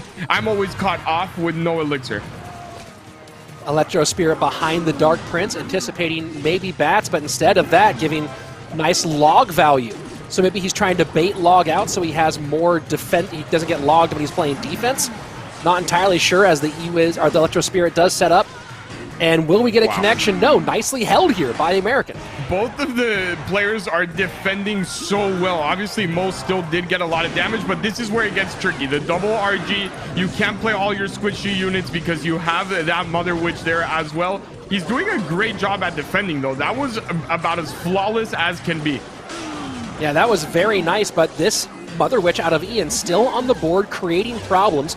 Does not force out the Fireball, though. Spears come out to work on defense, and now a pretty nasty push. Wall breakers, though, still shut down nicely. Defenses out of both of these players have been phenomenal. Like, I mean, we're usually talking here about the great offense that they can both put up, but they're so good offensively that their strongest point right now is the defense. They need to play perfect defense if they're going to win here. Another beautiful log Electro Spirit cycle there out of him to make sure that doesn't connect. And will this Dark Prince get a hit? It does. Ooh. That's a big-time hit. That last push by Mohamed Light had given him a pretty significant advantage at 1525, but the Dark Prince connection erases almost all of that. Now about 180 HP separating these two players, and still shutting down these wall breaker pushes. Every single time, Electro Spirit logged because he doesn't need the Electro Spirit over for the bats or the Spear Goblins. He's getting a lot of value out of his Mother Witch, so he's just allowing that to be the defense for the wall breakers every time, not taking any risks. A nice little log there just to get some chip damage, as well as throw that Dark Prince a little bit further. But again, every push is getting worse. Mohamed Light being forced to play the miner defensively on that left-hand side, but it gets taken out pretty quickly. So now an RG shot will get in on the left-hand lane. 14:01, the mark to 13:22, and no miner catch with 25 seconds left. +2 wall breaker hits, and Mohamed Light breaks through with a brilliant performance against the very strong defense of Ian. One time the whole game he is caught without Electro Spirit. Mo takes advantage and takes the whole tower. It is incredible. He saw Electro Spirit played one time. He said, that's enough for me. I'm taking the game right here. Gets the wall breakers to connect, places the miner up front because he expected that Fisherman to be able to go down to try and grab that Valk. Distracts the Fisherman with the miner, and that was it. There was nothing to do. You know, the one strategy question I do have is out of Ian was the RGs being split lane when he doubled down, as opposed to getting that second RG to drop in the same lane in the away from the weak side tower. It did feel like he was giving some DPS opportunities to counterplay into that right-hand lane. Thoughts on that choice of splitting the RGs versus doubling down same lane?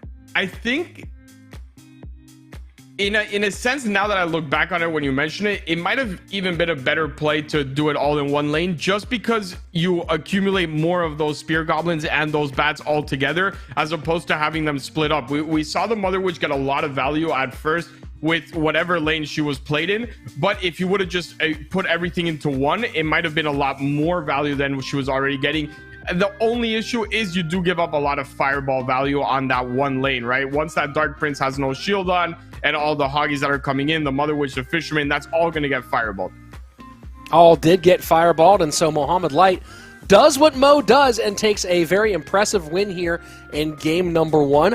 Minor wall breakers has been very good overall for throughout this tournament for Mohamed Light and throughout his career. But now again, those cards out, and Ian does have the full board and doesn't have to worry about fireball. One thing I've not talked about very much, Eric, is the Mother Witch, the abuse of Mother Witch and Flying Machine. Those two were almost the central discussion of dual mode before the introduction of champions. Do you think maybe we see some of this, maybe even a run back here from Ian in this situation? I don't mind it at all. I think Mother Witch, I think Flying Machine has fallen a little bit out of favor in duels format. I think it's being dealt with a lot better than it used to be, especially when you introduce something like Archer Queen, right? It is just another card that it's really good against the Flying Machine. But Mother Witch has lost no value at all. Mother Witch continues to be that really pesky card that if you are a cycle player, it is your worst nightmare. All your cards are bad against Mother Witch. You always have to put the tank down earlier than you want to. So I don't mind the run it back, but I'm very curious to see what Mo is going to play. Mo has played a little bit of everything once his main deck is out. So it's getting a lot harder to predict him as time goes on. So again, the cards that are out for Mohamed Light would be the Miner Fireball, Log, Tesla, Valkyrie Bats, Spear Goblins, and Wall Breakers. So a few cards there, not a big concern. Yeah. Of course, we just saw this. We just saw a variation of Miner Tesla being played, of course, in our last matchup, where it was Ian who set the trap and then played Lava. Do we have that similar idea here? Does Ian now look at this, go maybe a good opportunity for Lava, and does Mo spring a similar trap? I think Mo is going to stay on the offensive here. I think he's going to go something like a Golden Knight Ram Rider type of deck. I think it is a great option. Ian runs those quick cycles as well. If he plays Hog, you can always use your Ram Rider defensively as well to stop that Hog as a last minute resort. And on top of everything, the squishy units that do usually come out from Ian are really bad against the Golden Knight.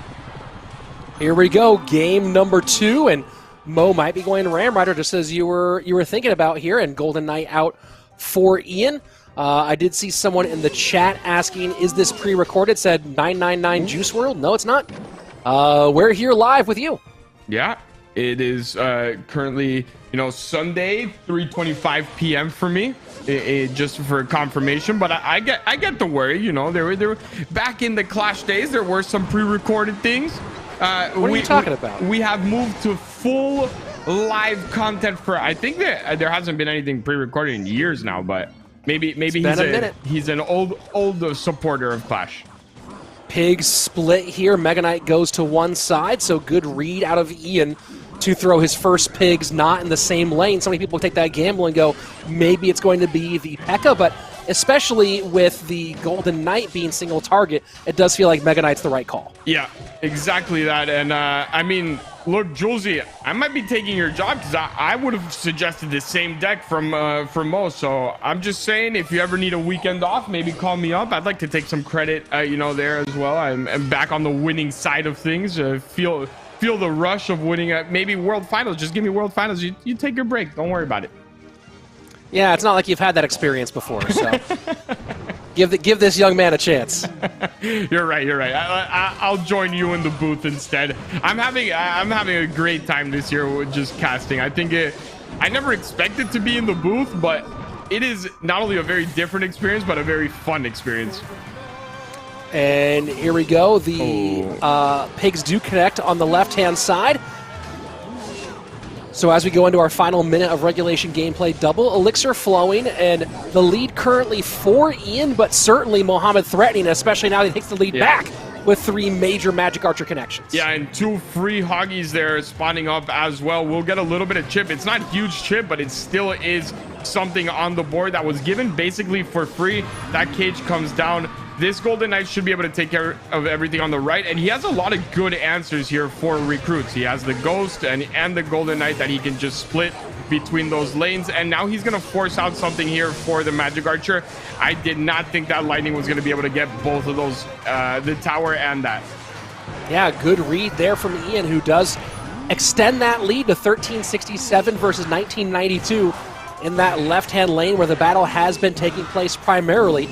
So Mo sets up Ram Rider as we go into sudden death overtime. Ian, with 2 minutes left to fight for his life and more geometry out of the Prince of Egypt. That is a ton of damage on the board for him. This flying machine's going to go down. This might be another hit onto the tower here. Oh, boy.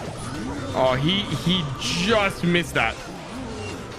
And Ian does take the lead back, a huge lead back GG. Out of Ian, and 1 pig still on the board. Yeah, that's probably going to be game. He has enough elixir to get a cage down here. The Ghost does get directly off the tower, but even then, it's just not enough to put him into this game, in my opinion. Oh, wait.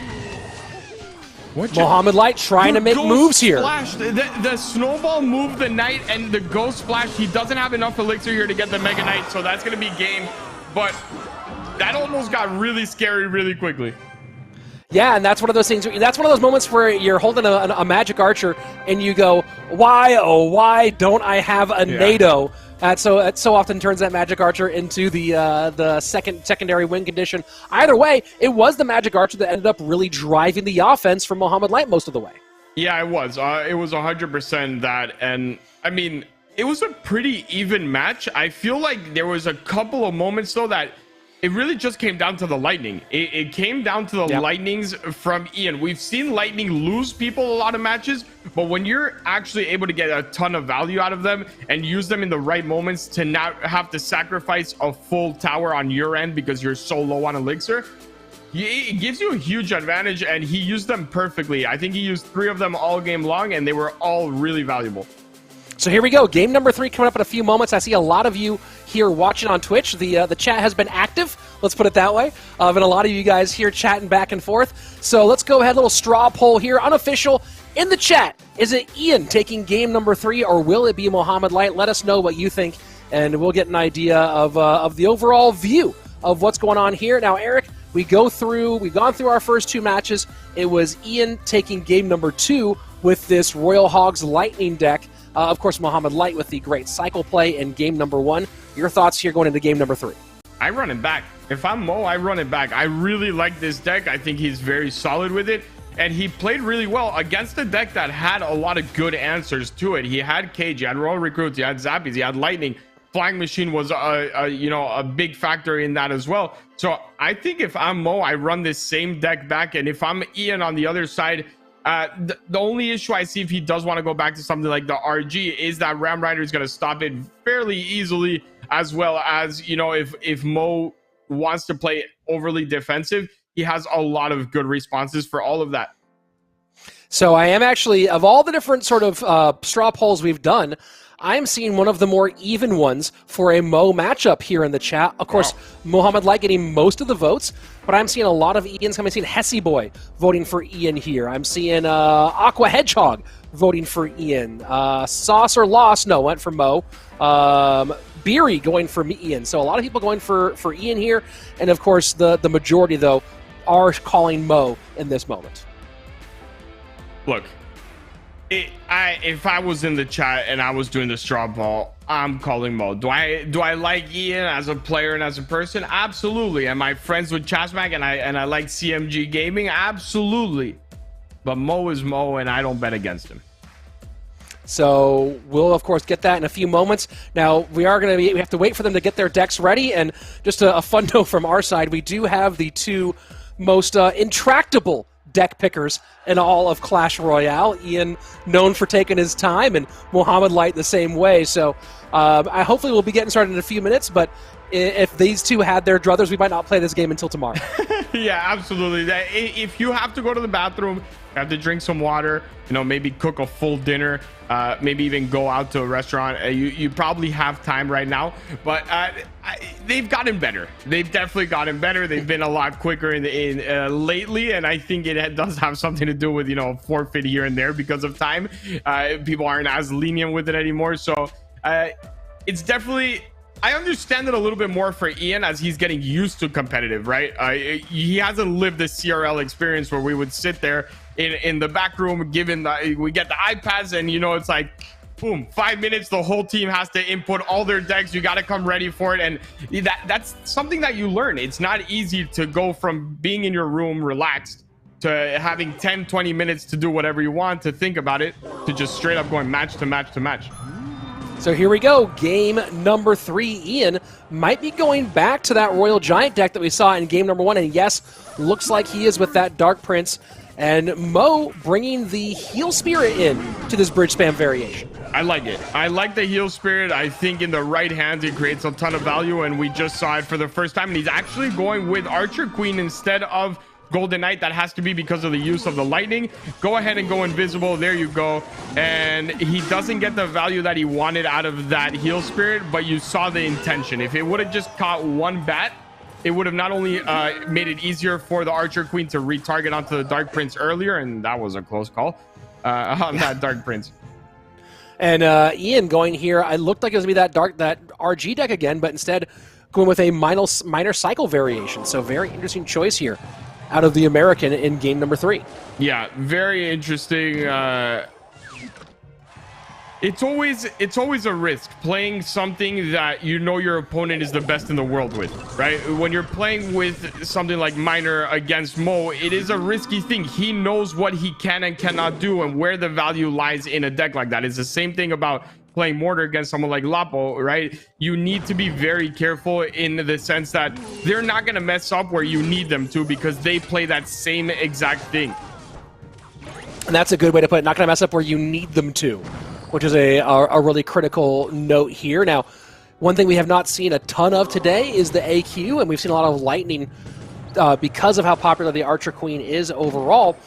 But we were talking the other day about how it seems like the players are adapting their strategy to deal with the Archer Queen even without lightning being in their decks. Yeah, and it's all getting just used to the mechanics. Every time a new mechanic is put into the game, the same thing happens. It was the drill. It was before that. Electro Dragon was a big deal in that World Finals when it was released as well. Everyone was kind of shocked. It was so OP. But it really is just the fact that it's something you've never really had to deal with before. And once the players really get used to it, you see the true power of the card. True minor control play here by Ian so far. Does have the lead, 25-59 to the 27-91 on that top right-hand tower. But playing very, very defensively so far. And this is maybe one of the most interesting changes, Eric, out of this most recent update. And it's been creeping back in lately. But it seems like maybe minor control is finally back in Clash Royale. I think it definitely has a place within the current meta right now. And is he able to get that heal spirit onto the bandit? He is not. So the bandit doesn't actually get healed. I do think... Oh, the cannon cart. That Ian has played a perfect game up until that cannon card hit, and now he is down. Archer Queen comes alive here on the bridge, but he does have delivery in this deck. Delivery is so strong against Archer Queen, and I think that's why we're going to see it so much in the meta. It is one of the most underrated defenses to an Archer Queen in the whole game. People talk lightning all day long. I think delivery is even a better option than lightning. Well, delivery is great, and then we've also seen how well Ian's used the Dark Prince today with the shield to pick up that first little chunk of damage. A little bit tanky, able to put some damage down itself. So we'll see, of course, if he can continue to make use of that when Ewiz does come down to stop the bats from getting in significant damage, but the lead does change 21-55 to 20-66 as we go right into triple elixir. Best of one. Loser is out here in the next 60 seconds. Yeah, this is... I'm nervous and I'm not playing. I can leave it at that. I don't have a preference in who moves on, but I know what they're probably thinking in their head. And I mean, triple elixir is probably my favorite change to Clash Royale in a very long time. At first I was one of the triple elixir deniers. I'm not gonna lie. I sat there on Twitter and I was one more from the community and I regret it. I think it is the absolute best change they've made in a very long time. It adds for some of the most exciting gameplay. Oh, and the Ewiz gets pushed outside of the Tesla range. Doesn't matter, though. Ian able to continue stacking damage on. That's it, so here we go. Mo has to full send right-hand side and hope he can break through in some way. Has not happened so far. Bandit looking for dashes. The skeletons pick up, and this is going to be, talk about signature wins here for Ian. Ian now takes out Mohamed Light and moves on. He will face Lucas in our lower bracket final. He beat Wero and Mo back-to-back. If he can beat Lucas, you will have a line of people that are competing at World Finals being very thankful that Ian did not make it. That's going to be absolutely wild for him if he can stack up that last win here. Ian moves to our top three with a shot at guaranteeing himself at least $2,500, if not more, as a chance against Lucas. And, you know, Ian's a guy who's been right there for a long time. If he can make it, and that's a big ask, if he can go Wero, Mo, Lucas, Wallace back to back to back to back, that right there is the coming out party for this young man. Yeah, between yesterday's win for him and if he does it today also, I think everyone is just, okay, Ian is the real deal. There is no denying it. I like the glasses change. I don't know if it was before this match or just now. I forgot to tell you, but I really like the first glasses. The first combo, I really like those. Oh yeah, the yellow with the blue lenses. Yeah. Those are a classic. Those are our central meta for if you want to talk about the meta of my gooder game. So let's go ahead and take a look at the bracket and see what our final three will look at here. And yep, the American hint, hint, nudge, nudge on my glasses, up against number 2 in the world, Lucas. Should be a banger of a matchup.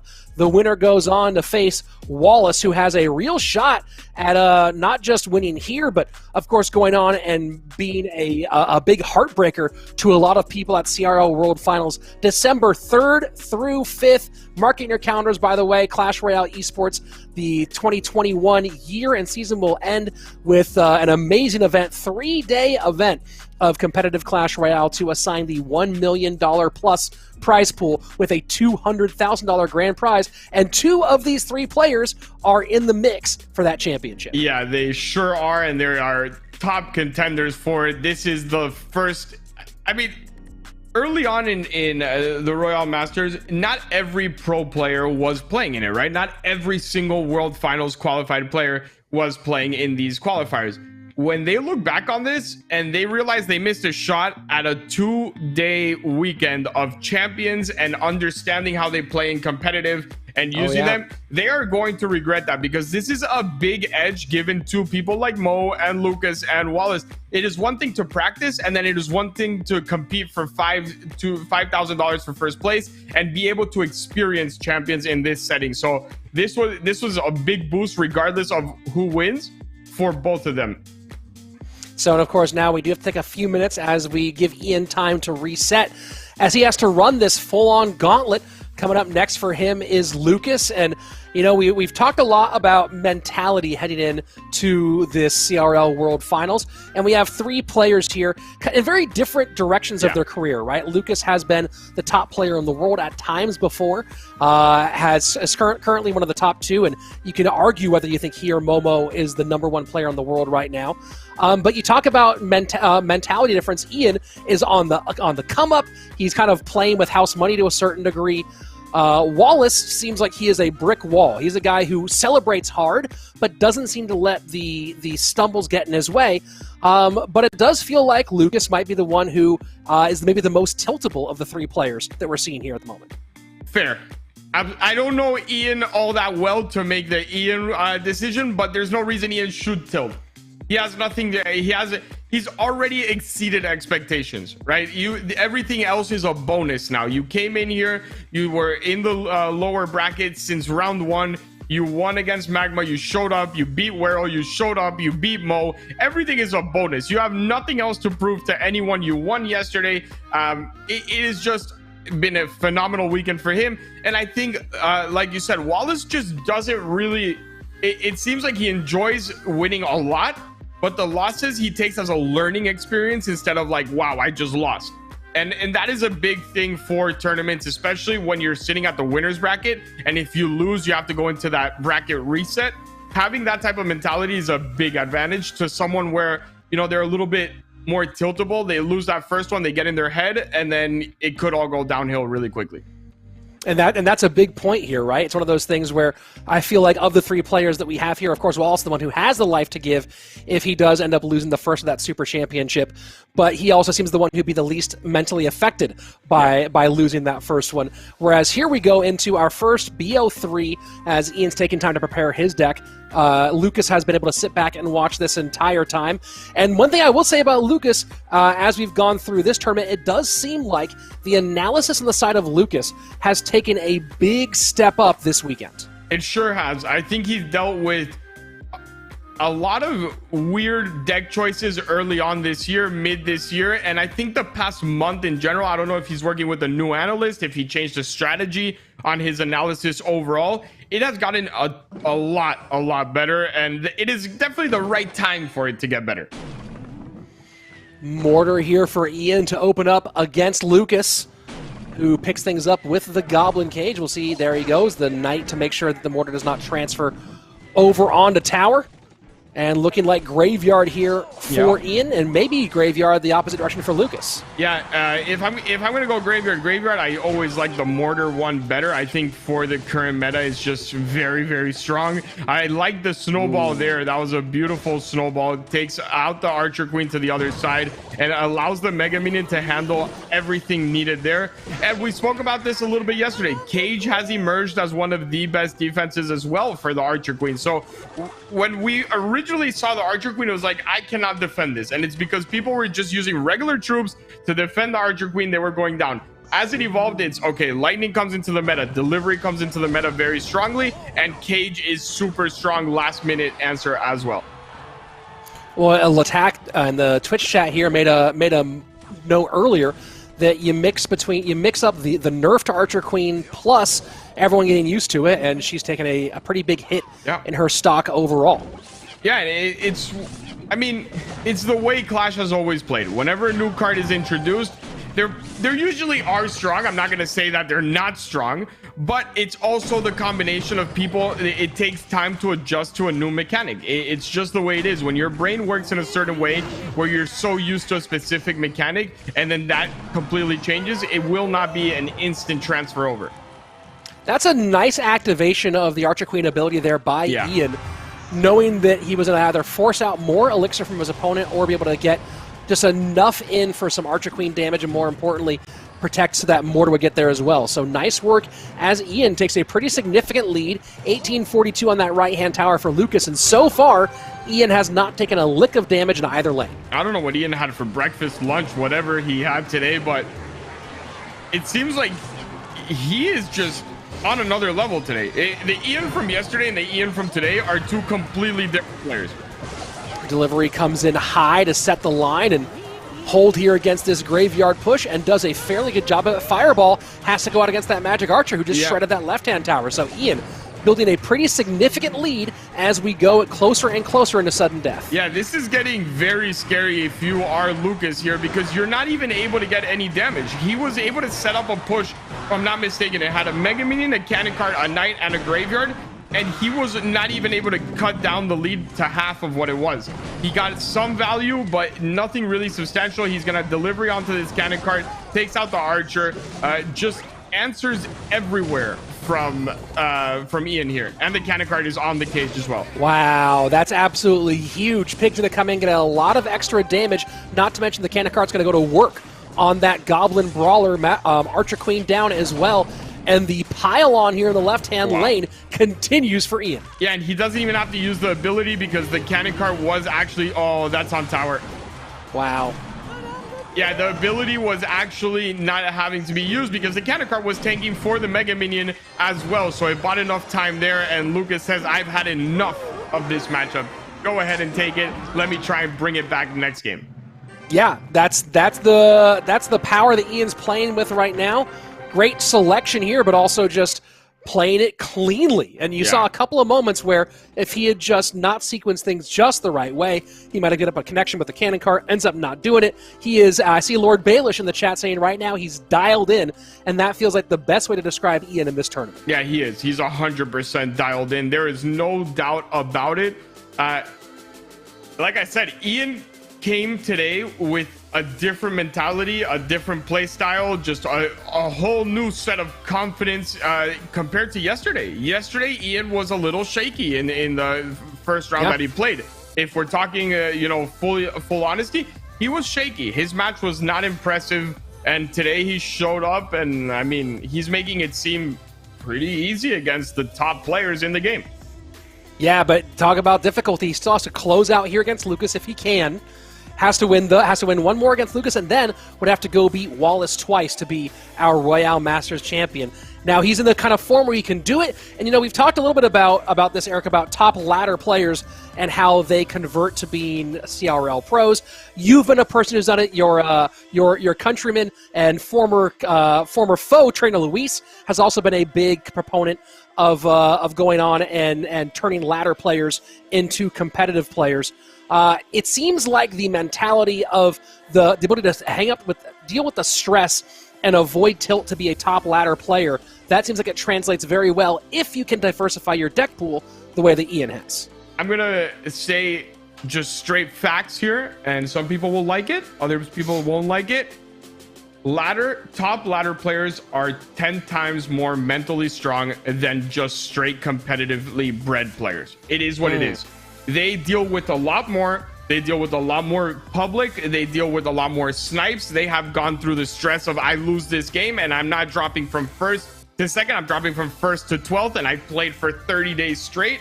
They are just mentally stronger. So all you have to work on is a deck pool. And if they're at the top of ladder, odds are their mechanics are probably just as good as anyone in the competitive scene. So if they have an open mind and are willing to use that, then you not only have a wider deck pool of mentally stronger player, but on top of that, you can always use the fact that their one-trick deck is a threat and that people have to prepare for it. And, you know, you got someone like Ian and the stress of that top ladder play. To put Ian's ladder play in context this year, his worst finish on ladder in 2021 is 105th. Other than that, 28th, 15th, 49th, 9th, 11th, and then a 2, a 3, and a 4. The number of times that Ian has been the guy people think is about to get number 1 on ladder, and he's gone with the stress of getting knocked out of that the last second, getting supplanted the last second. This guy's been through the ringer, and he is ready for moments like this one. Yeah, I mean, after this year, it's second place, third place, fourth place are all basically 30 trophies away from winning. It is one good match away from winning. It is what it is. And then you add that he was one best of 3 away from World Finals, and he was a 3-time tiebreaker from making it through to the Sundays on monthly qualifiers, right? And 2 forfeits because of time on deck picking as well away. Like, he's had more heartbreak than anyone this year probably, and even then, that is only going to make him a stronger player moving forward. That if you take away all these negative circumstances of, you know, I lost in the tiebreaker this time, I lost, you know, because of time this, and I'm going to get used to it, it seems like he's a sure shot at a World Finals. Well, we'll, of course, have to answer that question in 2022. Right now, he's got Lucas in front of him with a minute 46 remaining, and looking like it's going to be Royal Giant, most likely for Lucas. Ian with an opportune lightning here against the Archer Queen. And I will say, best RG competitive player is Lucas. I am very confident in that. A ladder player, no.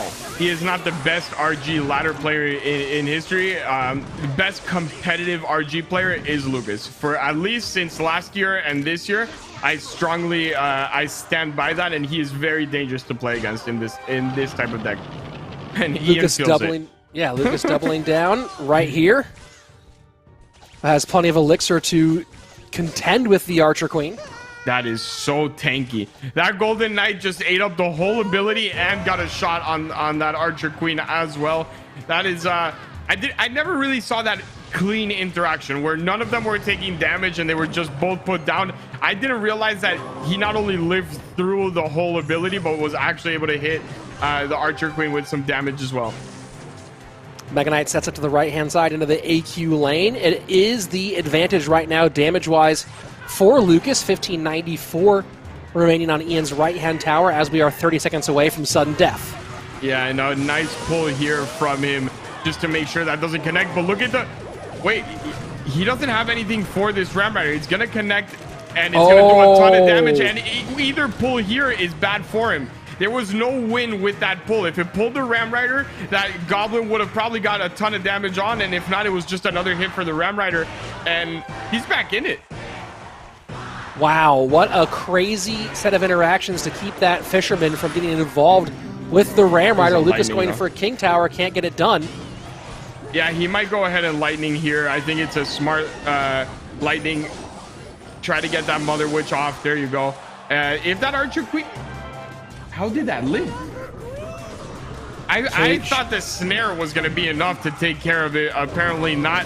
I am wrong, and you might need to actually activate the ability on this big push here. You're running out of time if you're Ian. 16:20 remaining, and it does go in and gets a nice dash here for the Golden Knight. Fireball in. Golden Knight does turn the tide, though. And a connection from the Ram Rider. 458, and just like that, Ian's in the lead as we are just 15 seconds away from triple elixir. I cannot believe that Ram Rider connected. His Mother Witch is the one that is going to live actually from this. Oh, they actually both go down. I thought he was going to have a little bit of HP left over there, but all he has to do right now is not take any risks. I would have even Mega Knighted on top of all of this, not really run anything. There you go. Beautiful Mega Knight out of him. You have Lightning available to you. This should be... This is going to get off the tower. I don't think there's any way he can stop this. Lightning comes in with this, and it's GG. Fireball goes the wrong way. Ram Rider does touch, And there you go. Ian has gone Wow. back to back now against 3 of the best in the world. This kid's putting on a show. Yeah, he is. I mean, whatever happens in the final with Ian, I think he deserves all the credit, all the applause.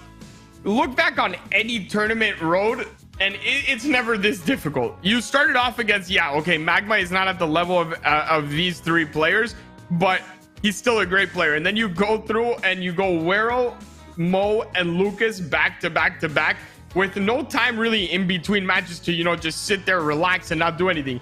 He did this all in a row. So, I mean, hats off to Ian.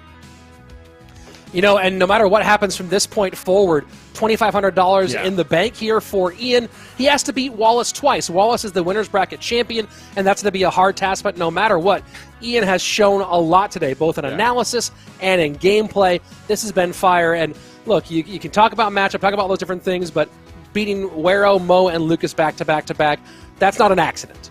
It sure is not. It is not anywhere close to an accident. And we can actually look at the road that he went through if we check out the bracket now. And look at that. I think if you asked Wallace yesterday, if we did like a little post-game interview, who he thought he was going to play in the finals, there was no shot he was going to pick Ian. No at all. He probably is expecting Lucas and went maybe Mohamed Light.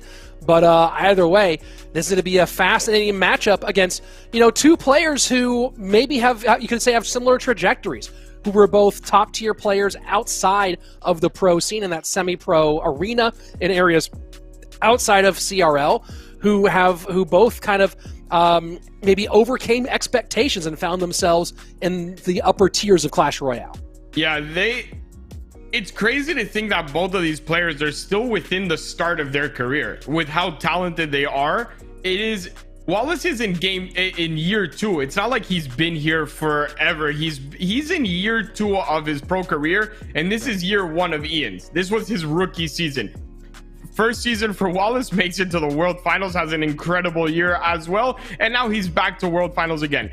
First year for Ian, taking care of a lot of the top players in a lot of the tournaments, missing World Finals by 1 best of 3, and these are probably 2 of the best rookies and upcoming players that Clash will see for a very long time.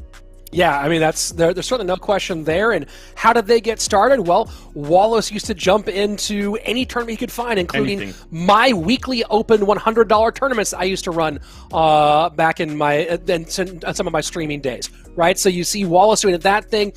Ian has been working hard on ladder, entering stuff. And just like these guys, you can get involved in Clash Royale esports. I'm throwing some links in the Twitch chat right now, places where you can find opportunities to compete in events just like this one, including future Royale Masters events. Links in the chat. But of course, if you want to do more Royale Masters stuff, look right below me at RoyaleMSTRS, MSTRS, on Twitter, on YouTube, on Instagram, all over the place. Here on Twitch, of course, as well. Command Discord in the chat gives you the link so that you can compete in things like this in the future. And of course, Clash Royale's esports Twitter account is in the chat, as well as some other Twitter accounts, places where you can follow to find open qualifiers for competitions like this one, with prize pools of 25, 35, 45, or even for Clash Royale League, $1.6 million that you can be a part of. Yeah, and just to reiterate what Rich was saying, when we say Wallace would play all types of tournaments,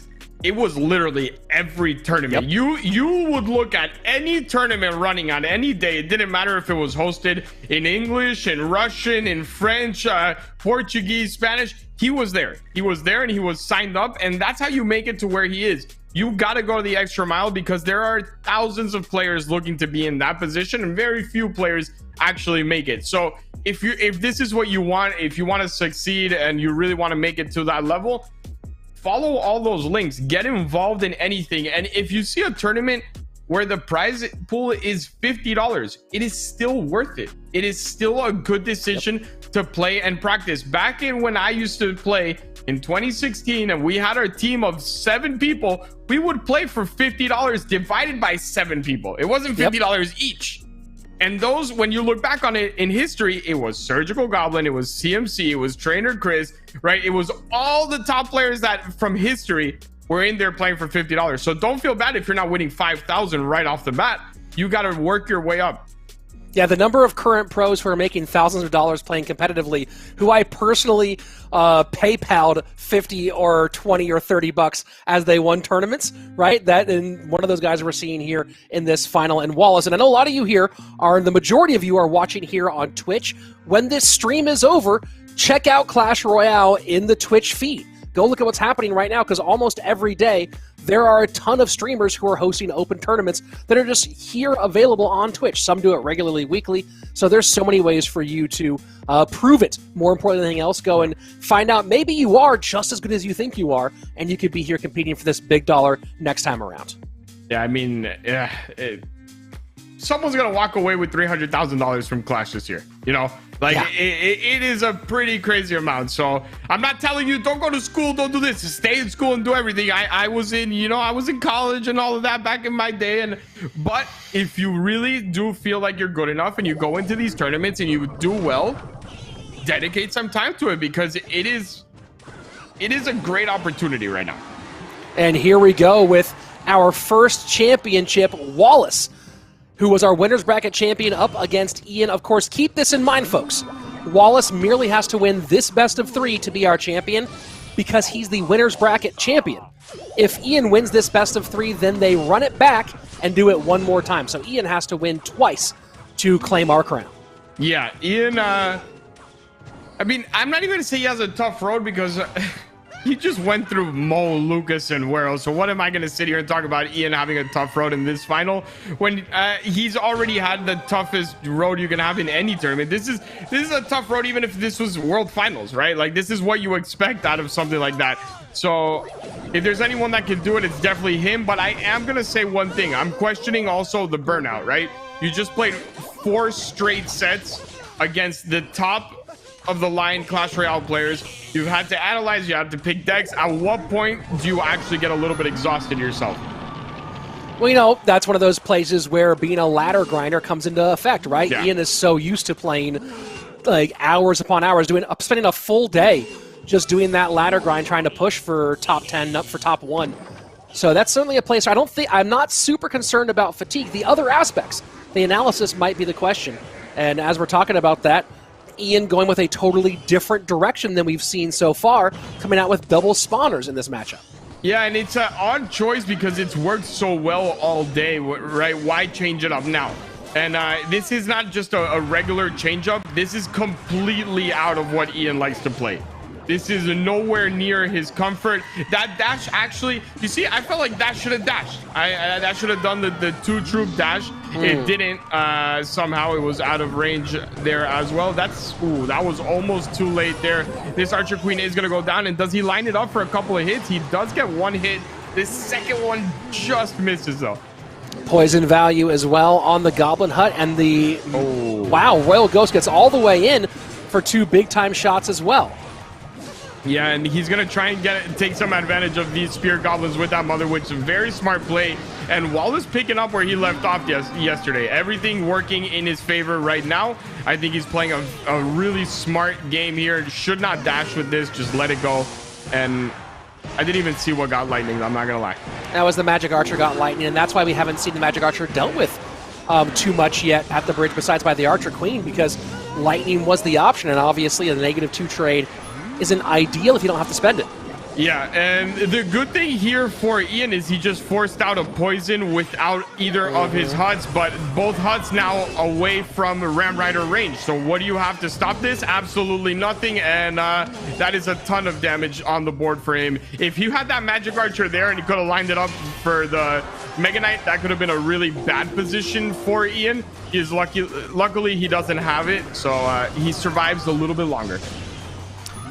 Mega Knight to the right-hand side. P.E.K.K.A and Golden Knight working. This does feel like this is almost a done deal here for Wallace, being this far behind for Ian, playing double spawners with 75 seconds left.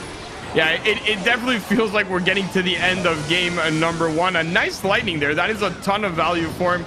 But the poison being on the same tower that he already has low, at the end of the day, is a win for him. If he's not getting chip damage with that lightning, we know that the spawner decks take time to set up. You need to have both of them going. He doesn't have a straight win condition in that deck. It's not like he has a Ram Rider or Hog or anything like that. He needs to be able to have 2 huts in at the same time, or just avoid the lightnings like he's been doing. No spears to that left-hand tower. Yeah, so as we go to the final 40 seconds, and the pig on there. GG. Very, very well played by Wallace. Not going to get the geometry on this one, though. Yeah, that was a mistake, but at the same time, look,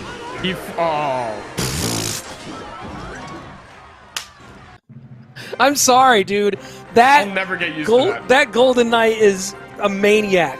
Yeah. He's just a maniac, man. I will never get used to that. It will take me, I will be casting with you for 2 more years, and I'm in the middle of saying something, and then it just boom, and then and it's gone. But dude, that Golden Knight is like Curry. He just shoots from anywhere. It's crazy. It's crazy. It is actually, I mean, it is so fun for me to see, but I can only picture myself in Ian's shoes and be like, all right, I got 1 more defense in me. Let me set up another hut, which he did, and then out of nowhere, just beam bomb and on the tower, you're done. All right, so Wallace pinballs his way into closing out that game, and now is 1 away from being our champion. And the story today has been all Ian. Yeah. That's been all we've talked about, or a lot of what we talked about, because Ian has been the man. He's gone and run through 3 world-class players in a row and put himself in a great position, but it almost overshadows the story that was maybe more important, which is the story of yesterday, of Wallace coming out and being absolutely dominant, and dominant in an insanely impressive fashion, not to mention, what he did last weekend, what he did this weekend. Yeah. Wallace has been on another level, and we've been with Ian all day, but let's not forget where this guy is right now in Clash Royale. Wallace has been a walking highlight reel for the past 2 weekends. Yep. If you miss watching Morden's competitive play, we used to see Morden in every tournament, and you got the 5 HP wins, the 20 HP losses, the come from behind. Wallace gave you that for 2 weekends, every single match. This is the first match that was a purely dominant match from Wallace, but it seems like every other match that came from Wallace was either last minute come from behind, a 20 HP win, a 5 HP win. It has been an incredible run for him, and like you said, it's not only this weekend. He was 1 qualifier away from not even making it to this weekend. He wasn't one of the early qualified players. That's true. Played one of the wildest weekends of Clash Royale ever in our LCQ last weekend to make his way here. So a lot of fun, a lot of excitement to watch him. This one here, I'm curious about the double spawner pick out of Ian. I don't know if we have any of his analysts in the chat, but it's one of those picks that's always so confusing in competitive play. Look, you can say it, Rich. It is just a bad pick.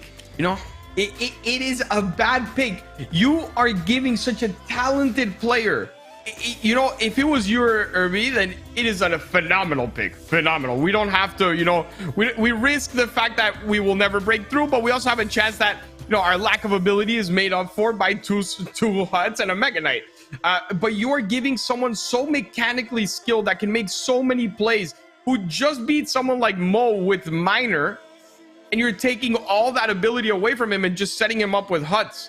And I think it is just a straight up bad pick for that reason. Not even the deck itself. It's just let the best players take the game into their own hands. When you give him a deck like this, it's no longer in his hands. Well, it's one of those things where you look at some of these players, a guy like Ian, and you give him this deck, you could say it's like giving Van Gogh crayons. Like let the guy paint and show us a pretty picture. Let's go ahead and jump into game number 2. Wallace, 1 win away from being our first ever Royale Masters champion. And okay, I was about to say just some more standard hog cycle. The curious question here is Wallace throwing in a champion? I don't think so, given what we've seen so far. Yeah, I don't think anyone really throws in much champions when it comes to a hog, but they do change the lightning to avoid champions. So that might be the big switch in the deck. We're gonna have to see what spell. And we've spoken about Ian's ability to play hog, and this guy right here is not lacking behind.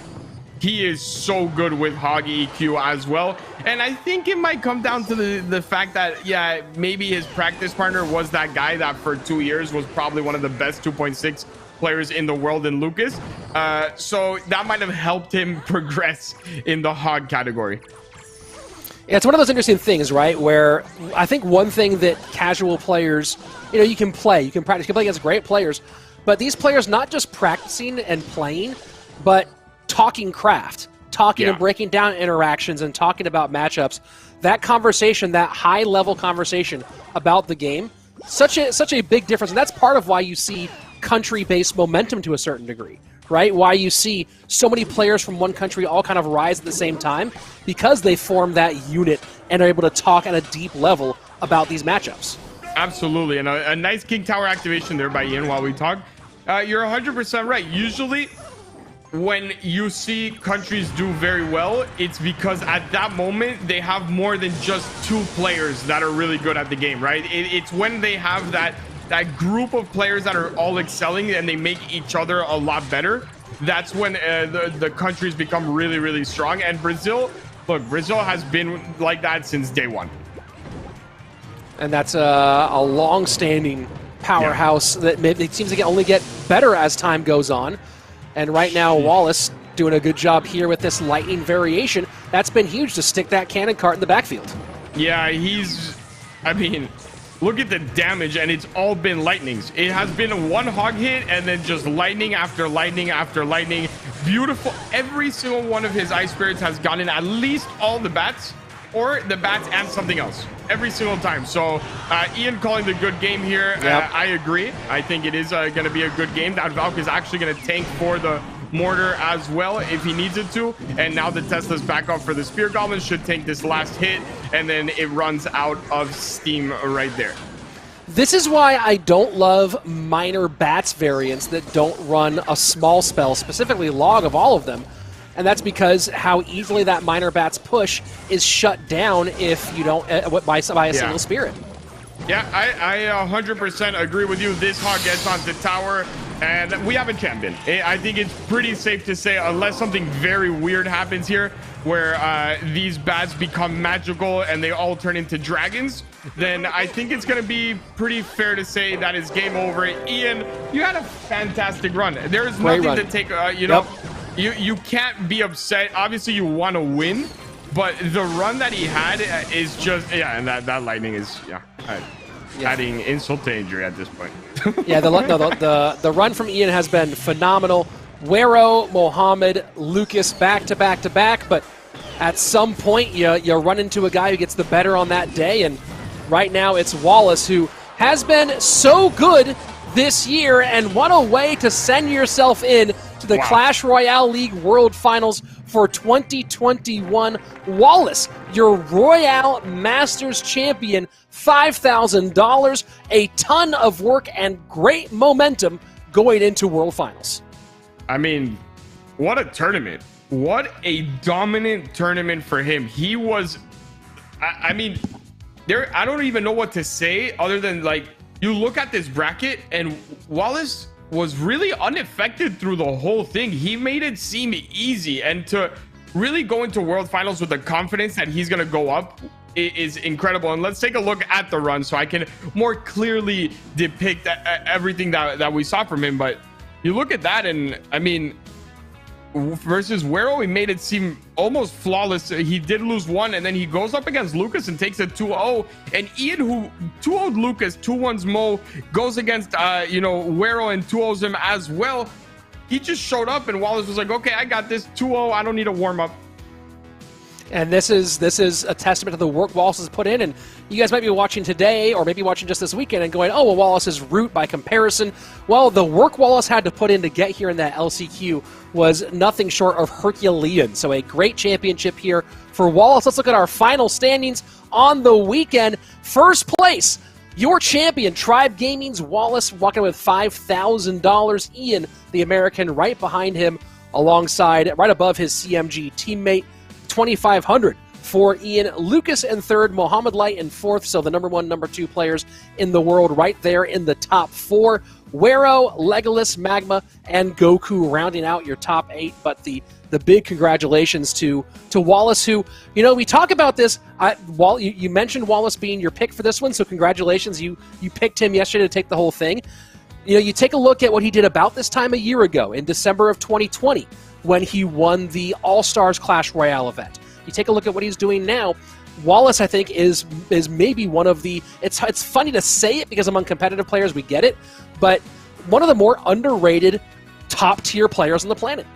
Yeah, I mean, I've been saying it. Since the first weekend we casted here together, before he even qualified to this weekend. He is my dark horse for World Finals. I genuinely think he is overlooked by the flashiness of everyone else. Wallace just sits in the background, doesn't really care. He turns on his stream without a lot of promotion and raids and everything from everyone. Just plays calmly, enjoys it, and then practice, head down. And even when he wins, he is very humble in his wins. He doesn't let it get to his head. And I really enjoy watching him play, and I'm a big fan of Wallace as well. I think he's going to be one of those people that causes a lot of upsets. And I think right now, Lucas and Mo and all these players are pretty happy they're not his first round matchup.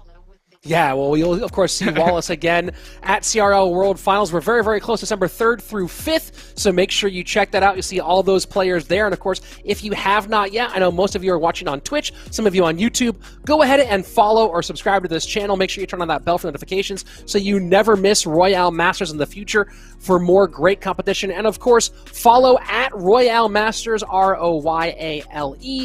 RoyaleMSTRS, Masters without the vowels, RoyaleMSTRS, no vowels, and you can go ahead and get involved in future events just like this one where you can compete. And of course, finally, don't forget my friend here, Eric Benamou at EB7. I'm at Rich Slayton. You can go ahead and follow us on all social media as well. Eric, final thoughts to wrap up what has been an amazing competition. Like you said, an amazing competition. I want to say thank you really to the whole Masters team for putting this together. Obviously, we're not in the whole Clash of Clans and Brawl Stars industry as big, but it is a huge thing to put together for the whole Supercell community. I enjoyed this a ton, and I'm very thankful to be here casting with you on the finals weekend. I don't always get to cast the finals matches. It's usually you and Andrew, so to be here with you, and I enjoyed it a lot, and thank you for that. And thank you for co-casting this with me as well. I had a great time. It's been a whole lot of fun. I hope you enjoyed it as well. For everyone here at Royale Masters, that's Eric Benamou. I'm Rich Slayton. Make sure to be excellent to each other.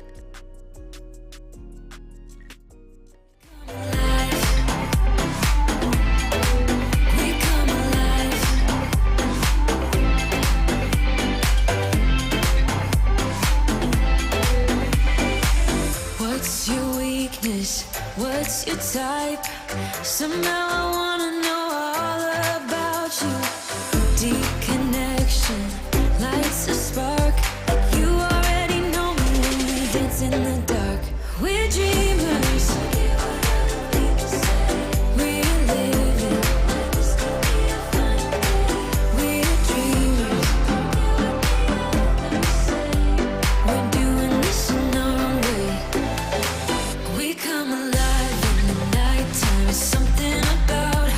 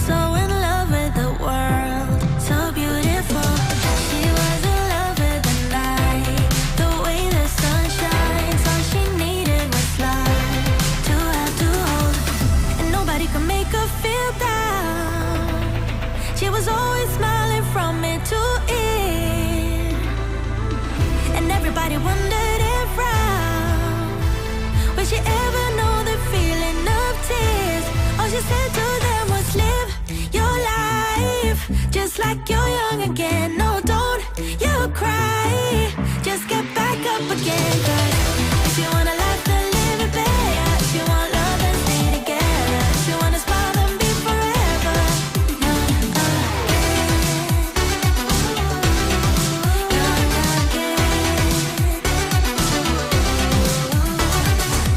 She was the curious kind. To hate, she was blind. Always love on her mind. Just come on, baby. She couldn't quite figure out what fear's all about. So she put it aside all night, all day. And everybody talked about her. Said there must be something wrong with this girl. All she said to them was live your life just like you're young again. No, don't you cry. Just get back up again. 'Cause if you wanna laugh, then live it better. If you want love, then stay together. If you wanna smile, then be forever young again.